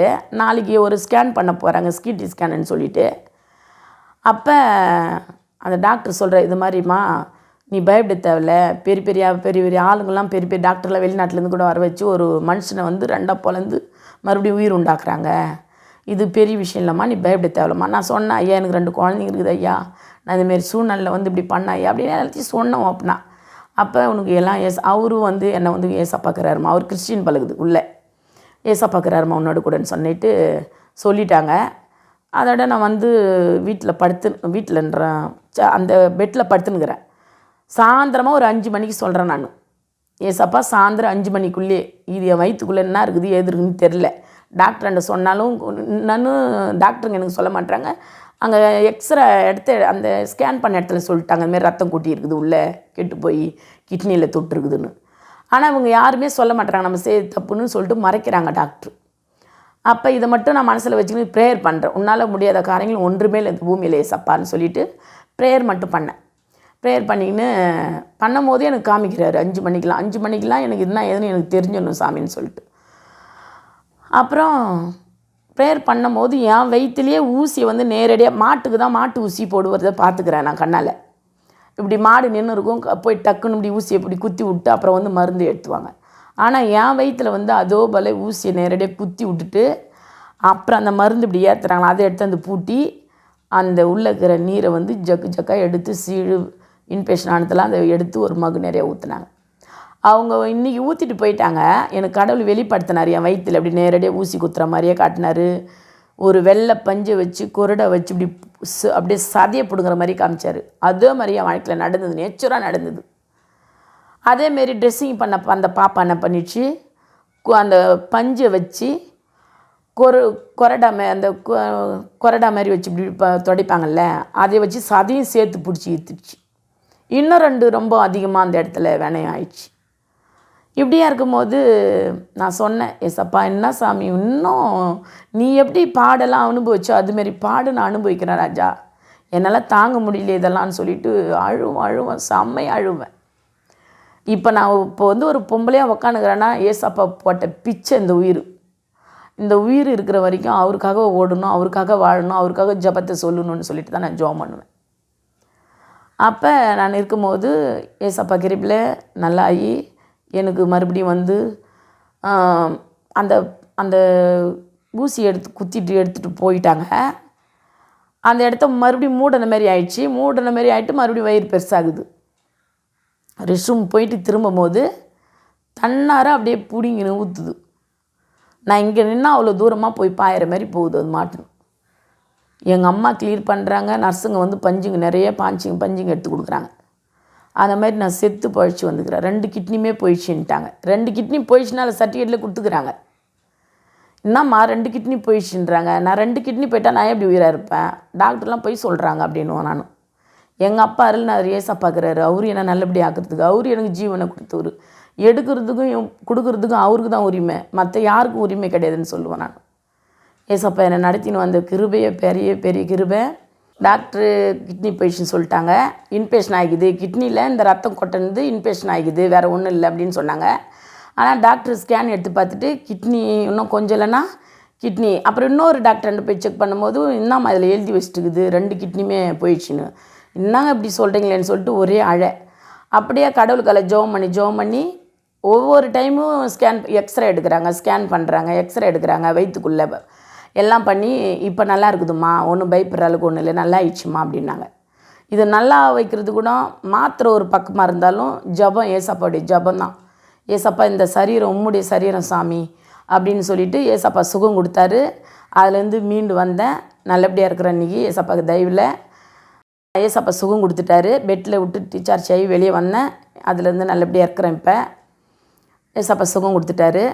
எங்கள் வாழ்க்கை அப்படியே கடந்து போச்சு. அதுலேருந்து டாக்டர் என்ன சொல்லுவாங்க, அதிகமாக வெயிட்லாம் நீ தூக்கக்கூடாதுமா, நீ எந்த அளவுக்கு ஷோ பொம்மை மாரி இருக்கணுமோ அப்படி தான் இருந்துக்கணும்னு சொன்னாங்க. அதனால் அதுக்கு தகுந்த மாதிரி வீட்டில் இருந்துக்கின்னு கொஞ்சம் கொஞ்சம் சின்ன சின்ன வேலையெல்லாம் நான் செய்வேன். வீட்டில் ஆள் இல்லை வேறு யாரும், நான் தான் செய்யணும். கடவுள் என்னை நடத்தின்னு வர்றாரு. நிறைய பேருக்கு ப்ரேயர் பண்ண போனால் அது நடக்கும் எல்லாமே. ஏசப்பா கிருபையில் அவர் நானும் சொல்ல முடியாது, ஏசப்பாவுடைய கிருபை தான் அங்கே நல்லா இருக்குது. ஏசப்பா கிருபையிலே நான் ஹாஸ்பிட்டலேருந்து என்னை கூப்பிட்டு வந்துட்டாங்க. நான் நல்லபடியாக இருக்கிறேன் வெளியில் வந்து. அதுபோல் என் பிள்ளைங்களையும் எங்களையும் சுகத்தோடு பலத்தோடு வச்சுங்கிறாரு.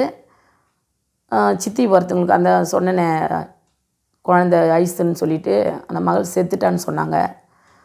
அவங்களுக்கு வந்து ஜோம் பண்ணேன். இது மாதிரி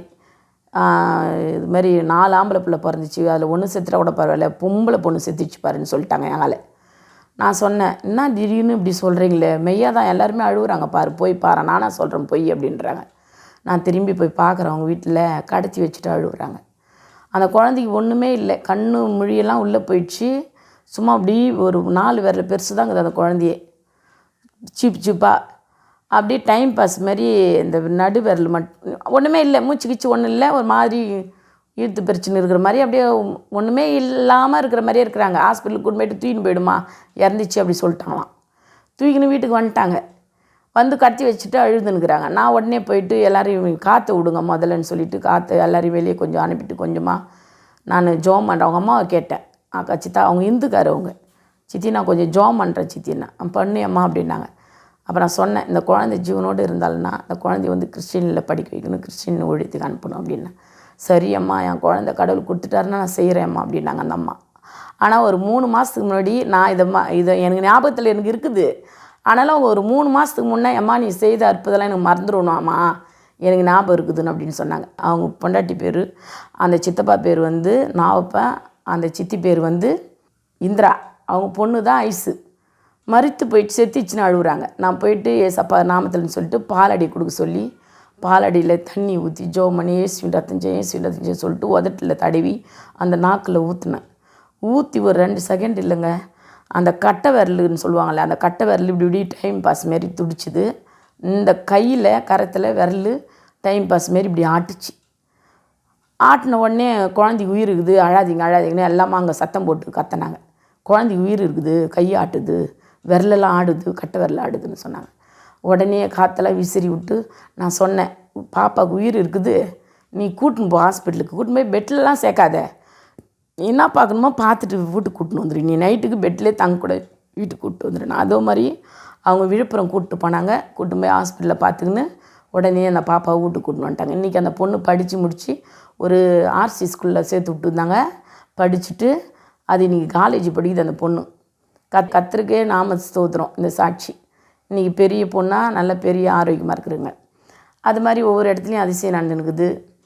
அந்த குழந்தை இல்லாதவங்களுக்கு வந்து 17 வருஷம் குழந்தை கொடுத்தாரு சாமி. எங்கள் வாழ்க்கையை அற்புதமாக நடத்தினார். எங்கள் வாழ்க்கையில் வந்து எங்கள் அண்ணன் வேளச்சேரியில் கொடுத்துன்னு இருந்தார். அந்த இடத்துல வந்து நான் சின்ன பொண்ணில் போனேன். போயிட்டு பார்த்துட்டு வந்துட்டேன் ஒரு டைமு. அப்போ எங்கள் அம்மாவுக்கும் எங்கள் அப்பாவுக்கும் இடையில் ஒரு நாள் சண்டை. அம்மா வந்து மெட்ராஸ்க்கு வந்துட்டாங்க. என்னையும் எங்கள் அப்பா பேசினார். அப்போ பேசும்போது எனக்கு கோவம் வந்து எங்கள் அம்மாண்டே நான் போகிறேன், சும்மா தான் அவங்க ஊருக்கு மாரி தான் வந்தாங்க. அப்போ நான் அம்மா இல்லாதனால தான் நான் நடிக்கிறேன்னு சொல்லிவிட்டு ஒரு 3 நாள் இல்லை தான் நான் கிளம்பி அண்ணங்கள்ட்ட, எங்கள் அண்ணன் என் வீடு எனக்கு தெரியும், எங்கள் அண்ணன் படிச்சுக்கின்னு ஒரு ரூம் எடுத்து தங்கி நிற்கிறாரு காலேஜ் படிச்சுக்கின்னு. அப்போ எங்கள் அண்ணன் எங்கள் அம்மா வரும்போது நானும் எங்கள் அம்மா போகிறேன்னு சொல்லிட்டு நான் ஒரு 50 ரூபா தான் சேர்த்து வச்சுருந்தேன் காசு. அந்த 50 ரூபா காசு எடுத்துக்கின்னு நான் வரேன். என் தம்பி படிச்சுன்னு இருக்கிறான். அப்போலாம் என் சேகர்ன்ற தம்பி படிச்சுன்னு இருக்கிறான். நான் 1:30 மணி பஸ்ஸுக்கு நான் வரேன். என் தம்பி என்னை வழியில் பார்த்துட்டு மந்த வழியில், எங்கே போகிறக்கா, நானும் வருவேன் அப்படின்னு ஒரே அடம் பிடிக்கிறான். இல்லைடா நான் அம்மாவில் போகிறேன், நான் பார்த்துட்டு அம்மா நான் வந்துடுவேன்டான்றேன். இல்லை நானும் வருவோம் கூடன்னு சொல்லிவிட்டு என் தம்பி என் கூடயே வரான். ஓட்டமாக ஓடி பையை கொண்டு போய் வீட்டில் போட்டு அந்த பேக்கெல்லாம் அப்போல்லாம் பேக்கு கிடையாது, ஒயர் நாரில் வரும் ஒரு பை மாரி, அந்த பையை கொண்டு போய் கிடச்சிட்டு பிள்ளை என் கூட ஓடியாண்ட ட்ரௌசர் போட்டுன்னுக்குறான். சின்ன பிள்ளை, ரொம்ப சின்ன பிள்ளை, நானும் சின்ன பொண்ணு. போனால் எங்கள் அண்ணன் வீடு இருந்தார் பற்றியா, பழைய வீடு, அந்த வீட்டை காலி பண்ணி வேறு எங்கே போயிட்டார். ஆனால் எனக்கு பழைய வீடு தான் தெரியும். நான் எங்கள் ஊரில் 1 மணிக்கு ஏறினா அப்போல்லாம் எவ்வளோ எனக்கு வண்டி சார்ஜு, 25 ரூபா. என் தம்பிக்கு அந்த 25 ரூபாயில் பாதி வச்சுங்கிறதே 50 ரூபா. என் தம்பி அடம் பிடிச்சதுனால நான் சரி சின்ன பிள்ளைக்கு டிக்கெட் எடுக்க மாட்டாங்கன்னு சொல்கிற திகிரத்தில் நான் இட்டுன்னு வந்துட்டேன். பார்த்தா அவனுக்கு அவர் அரை டிக்கெட்டு போடுன்றாங்க. அப்படியே நான் வரேன். வந்து அந்த இடத்துல இறங்குறோம். 6 மணி ஆயிடுச்சு. வேளச்சேரியில் வந்து இறங்கும்போது பார்த்தா வீடு தேடின்னு போனால் வீட்டாண்ட இருக்கிற வீடு காலி பண்ணிட்டுக்கிறார். அட்ரஸ் தெரியாத இடத்துல எங்கே போய் கண்டுபிடிக்கிறது? என்ன சாமி, நானும் என் தம்பி வந்து வீதியில் நிற்கிறோமே, அண்ணன் இருப்பாருன்னு நம்பி வந்தோமே, அண்ணனை காணமேன்னு சொல்லிட்டு ஒரே வீதி வீதியாக நானும் என் தம்பியும் கை பிடிச்சின்னு அழுது நடக்கிறோம். கேட்குறேன், என்ன அட்ரஸ் கொடுத்துட்டு போய்க்கிறாங்களாங்க, எங்கன்னா எந்த தெருவுக்கு நான் போகிறேன், எந்த ஏரியாவுக்கு நான் போகிறேன்னு. இல்லைம்மா எதுவும் சொல்லலைம்மான்ட்டாங்க. நான் 6-7 மணிக்கு போய் இறங்கினேன். ஆனால் நைட்டு விளக்கெல்லாம் வச்சிச்சு. தெருவாக லைட்டு வச்சுல சுற்றுறேன். எங்கே போகிறேன் எங்கே வரேன்னு தெரில. ஆனால் என் தம்பியை கெட்டியமாக பிடிச்சின்னுக்கிறேன். பிடிச்சிக்கின்னு சுற்றிக்கின்னு வரேன். ஏசப்பா, என் அண்ணனை காணோம், நாங்கள் எங்கே போகிறது, நாங்கள் வந்த இடம் பிடிக்குது, எங்களுக்கு யாரும் பஸ் சார்ஜ் கூட கொடுக்க முடியாது, என் கையிலையும் பைசா இதான் ரிட்டன் நான் திரும்பி விழுப்புரம் போகணும் எங்கள் வீட்டுக்கு, எங்கன்னா பிச்சு தான் எடுத்துன்னு போகணும், நம்ம வேறு என்ன பண்ணுறது கிடைக்கலனான்னு சொல்லிட்டு இப்படியெல்லாம் என் மனசில் தோணுது. அப்போ நான் தெருவாக கேட்டு நான் அலையும் போது ஒரு தெரு பக்கத்து தெரு, ஒரு 4வது தெரு போய் கேட்குறேன். ஒரு அண்ணாச்சி கடையில், அண்ணாச்சி இங்கே ஒரு 3-4 வாரத்துக்கு முன்னாடி யாரா வீடு வச்சு காலி பண்ணி வந்துக்கிறான் அந்த தெருவில்னு கேட்குறேன். கடைக்காரங்களை கேட்டால் தெரியல, அதனால் இங்கே யாரும் வந்தது போல் தெரிலம்மா அப்படின்றாரு. அந்த கடைக்கு தான் வந்து ஒரு ஆள் வந்து நூலே ஏதோ வாங்க வந்துருக்கிறாங்க கடைக்கு, ஏதோ டெய்லர் அவர். அப்போ கேட்கும் போது எப்படிமா இருப்பாங்க, அவங்க அடையாளம்லாம் சொல்லுமான்னார். எங்கள் அண்ணன் ஃப்ரெண்டு உடைய அக்காவும் அக்கா பொண்ணும் கூட இருந்தாங்க. எங்கள் அண்ணன் ஃப்ரெண்டு இவங்க ஒரு 4 பேரையும் நான் சொன்னேன், இப்படி இருப்பாங்க, ஒரு பொண்ணு ஒன்று கை பொண்ணு இருக்கும், சின்ன பொண்ணுன்னு, இப்போ தான் புதுசாக வந்திருக்குறாங்க, நீ வேணா வந்து பாருமா, அவங்கள இருந்தால் பார்த்துக்கோ, அப்படி இல்லைன்னா என்னப்பான்னு சொல்லிட்டு போயிட்டார். அந்த நேரத்துக்கு அங்கே போய் நான் கேட்கவும் அந்த வீட்டில் இருந்த டெய்லர் வரவும் கரெக்டாக ஆகிடுச்சிங்க. இதுதான் கடவுள் அங்கே அற்புதம் செய்கிறது. அவர் மட்டும் வீட்டில் இருந்து நான் வேறு கடையில் கேட்டிருந்தேன் எனக்கு தெரிஞ்சிருக்குமா இன்றைக்கி எங்கள் அண்ணன் சொல்லுவார், அட்ரஸ் இல்லாமல் ஒரு இடத்துல வந்து கண்டுபிடிக்கிறதுனா, அட்ரஸ் தெரிஞ்சவங்களே வந்து அட்ரஸோடு வந்து நிற்க முடியாது, தேட முடியாது, அட்ரஸே எதுவும் தெரியாத கண்டுபிடிச்சது எங்கள் பாப்பா அப்படின்னுவார். அப்போ நான் போகும்போது யாரோ உள்ளே இருக்கிறாங்க, டவுல் ஒன்று போத்துக்குன்னு எங்கள் அண்ணன் வந்து நியூஸ் கேட்டுங்கிறார், படம் பார்த்துங்கிறார், டிவியே என்ன பார்த்துங்கிறார். நான் யார் வீட்லேயும் உள்ளே போக மாட்டேன் எப்பயுமே, வெளியே இருந்துக்குன்னு எங்க யாருங்க அப்படின்றேன். காலிங் பெல்லாம் உள்ளே போனால் தான் தட்ட முடியும், நான் வெளியே நின்று கூப்பிட்றேன். யாரோ கூப்பிட்டு யாரோ தலையை மறைகிறாங்களே யாருன்னு சொல்லிட்டு ஏந்து வராங்க. வந்து பார்த்தா எங்கள் அண்ணன் தான். ஒரே அழை பார்த்துட்டு எங்கள் அண்ணனை, எப்படிம்மா வந்து கண்டுபிடிச்சின்னு வந்தேன், எப்படிம்மா வந்தேனுங்க, அவர் அழை நான் அழை, ஒரே அழை. ஆனாலும் ஏசப்பா கிருபையில் நான் எப்படி அட்ரஸ் தெரியாமல் தேடி போனனோ எனக்கு கடவுள் தேடி கண்டுபிடிச்சாரு. என் தம்பி அந்த பகுதியில் சின்ன பிள்ளையாக தான் வந்தான். அதே லைனில் வேளச்சேரி பகுதியில் ஈசிஆர் ரோட்டில் வெட்டுவாங்க நில்லாம். ஏசப்பா கிருபையில் அவன் நல்லபடியாக இன்றைக்கி வாழ்ந்துன்னு கொண்டு இருக்கிறான். சொந்த வீடு அவன் ராயபுரத்தில் தான் இருந்தான். இன்றைக்கி இந்த பக்கமாக வந்து ஈசிஆர் ரோடு பக்கமாக வந்து சொந்த இடம் வாங்கி வீடெல்லாம் நல்லபடியாக நல்ல வசதி பங்களாவோட வாழுறாங்க. அட்ரஸ் தெரியாமல் வந்தோம் நானும் என் தம்பி. இன்றைக்கி அட்ரஸோடு ஏசப்பா கிருபையோடு வச்சுங்கிறார். அவருடைய தயவுக்கு இறக்கத்துக்கு நன்றி. பெரிய அதிசயம் அற்புதம் பண்ணிக்கிறார் எங்கள் வாழ்க்கையில். ஒன்றுக்கும் தகுதி இல்லாத என்னையும் ஏசப்பா வாழ வச்சார். நான் ரொம்ப கணவர் எழுந்து கஷ்டப்பட்ட சூழ்நிலையிலேருந்து எப்படியெல்லாம் என்னை தூஷமாக பேசினாங்க, இவ எப்படி காது மண்ணா பாரு, எப்படி வாழறாப்பாருன்னு சொன்னாங்க. அதெல்லாம் வாழ வச்சது ஏசப்பா தான். ஏசப்பா என்னோடு கூட இருந்தார். ஹவுஸ் கீப்பிங் வேலை பார்த்துட்டு நான் நைட்டு 11 மணிக்கு 10 மணிக்கு நான் மவுண்ட் ரோட்டில் இருப்பேன். பஸ்ஸு வராது, பஸ்ஸுக்கு வெயிட் பண்ணி நிற்பேன். சுற்றி ஆம்பளைங்க வருவாங்க. ஆனாலும் ஏசப்பா எனக்குள்ளே வேலி காத்துக்குன்னு என்னை பாதுகாப்போடு கொண்டு போய் வீட்டில் விடுவார். அப்படிலாம் அந்த குழந்தைங்கள நான் வந்து கஷ்டப்பட்டு வளர்த்தேன். என்ன மாரி யாராச்சும் கஷ்டப்பட்டுன்னு இருக்கிறீங்கன்னா இருந்தால் எங்கன்னா உலகத்தில் ஏசப்பா பிடிச்சிங்க. ஏசப்பா உங்களுக்கு வழி நடத்துவார். உங்கள் வாழ்க்கையை செழிப்பாக மாற்றுவார். உங்களுக்கு கஷ்ட பாரத்துலேருந்து நீங்கள் விடுபடுவீங்க. நல்லபடியாக ஐஸ்வர்யமாக இருப்பீங்க. எங்களை வந்து யாரெல்லாம் சத்துரு வந்து என்னை துன்படுத்தி என்ன எவ்வளோ கேவலமாக பேச முடியுமோ அந்தளவுக்கு பேசுனாங்களோ அவங்க மத்தியில் இன்றைக்கி என் பிள்ளைங்களும் நாங்களும் ஆசீர்வாதமாக வாழ்ந்து கொண்டு இருக்கிறோம். நல்லபடியாக இருக்கிறோம். நீங்களும் ஏசப்பா நல்லா பிடிச்சிக்குங்க. ஏசப்பா உங்களுக்கு நல்ல ஆசீர்வாதத்தை கட்டளிடுவார். உங்கள் மனசுக்கு அமைதி கொடுப்பாரு. கர்த்தர் நாமத்தை சொல்ல வந்த கிருபைக்கு நன்றி. ஜெபிக்கிறோம். கர்த்தர் நாம ஸ்தோத்திரம். இந்த நேரத்தில் நல்ல நேரத்தை கொடுத்த டேனியல் ஐயாவுக்கும் அவங்க மனைவிக்கும் அவங்க குடும்பத்தாருக்கும் கோடி ஸ்தோத்திரம். என்னை போல் எத்தனை பேர் ரொம்ப கஷ்ட சூழ்நிலையில் ஈடுபட்டு இருக்கிறீங்களோ எல்லோரும் இந்த சாட்சியை கேளுங்க. இந்த சாட்சி உங்களுக்கு பிரயோஜனமாக இருக்கும். என்னை நடத்தின தேவன் உங்களையும் நடத்துவார், உன்னை நேர்த்தியாக வழி நடத்தி ஆசீர்வதிப்பார். இந்த ஊழியத்தை கனமன்ற ஐயா டேனியல் ஐயாவும் எடுத்து பயன்படுத்த உதவி செய்யும். இந்த இடத்துல எந்த விதத்துக்கு என்னை கூப்பிட்டு வந்தாரோ அதை நிறைவேற்றி மகிழும்படி ஏசப்பா இந்த நல்ல தருணத்துக்கு நல்ல நேரத்துக்கு கோடி கோடி நன்றி. இன்னும் இந்த போதகரை எடுத்து பயன்படுத்துங்க. உலகமெங்கும் இன்னும் அநேக பேர் என்னை மாரி வந்து சாட்சி சொல்ல எல்லாம் ஏசப்பா நீங்கள் கூப்பிட்டு வருவீங்க. ஏசப்பா நீங்கள் பெருகு செய்வீங்க. டேனியல் ஐயா பிள்ளைங்களுக்கும் மனைவி குழந்தைங்களுக்கும் ஆசீர்வாதத்தை உண்டு பண்ணுங்க. கர்த்தர் நாமத்துக்கு ஸ்தோத்திரம், கர்த்தருக்கு ஸ்தோத்திரம். கர்த்தருக்கு ஜெயம் உண்டுவதாக, கர்த்தருக்கு ஜெயம் உண்டுவதாக. ஆமென். அன்பார்ந்த கிரைஸ்ட் காலிங் டிவி நேயர்களே, மேலும் இது போன்ற உங்களுடைய சாட்சிகளை எங்களுடைய சேனலில் கொடுக்க விருப்பமுள்ளவர்கள் எங்களை தொடர்பு கொள்ளுங்கள். தொடர்புக்கு 7200713563. கர்த்தர் தாமே உங்களை ஆசீர்வதிப்பாராக. ஆமென்.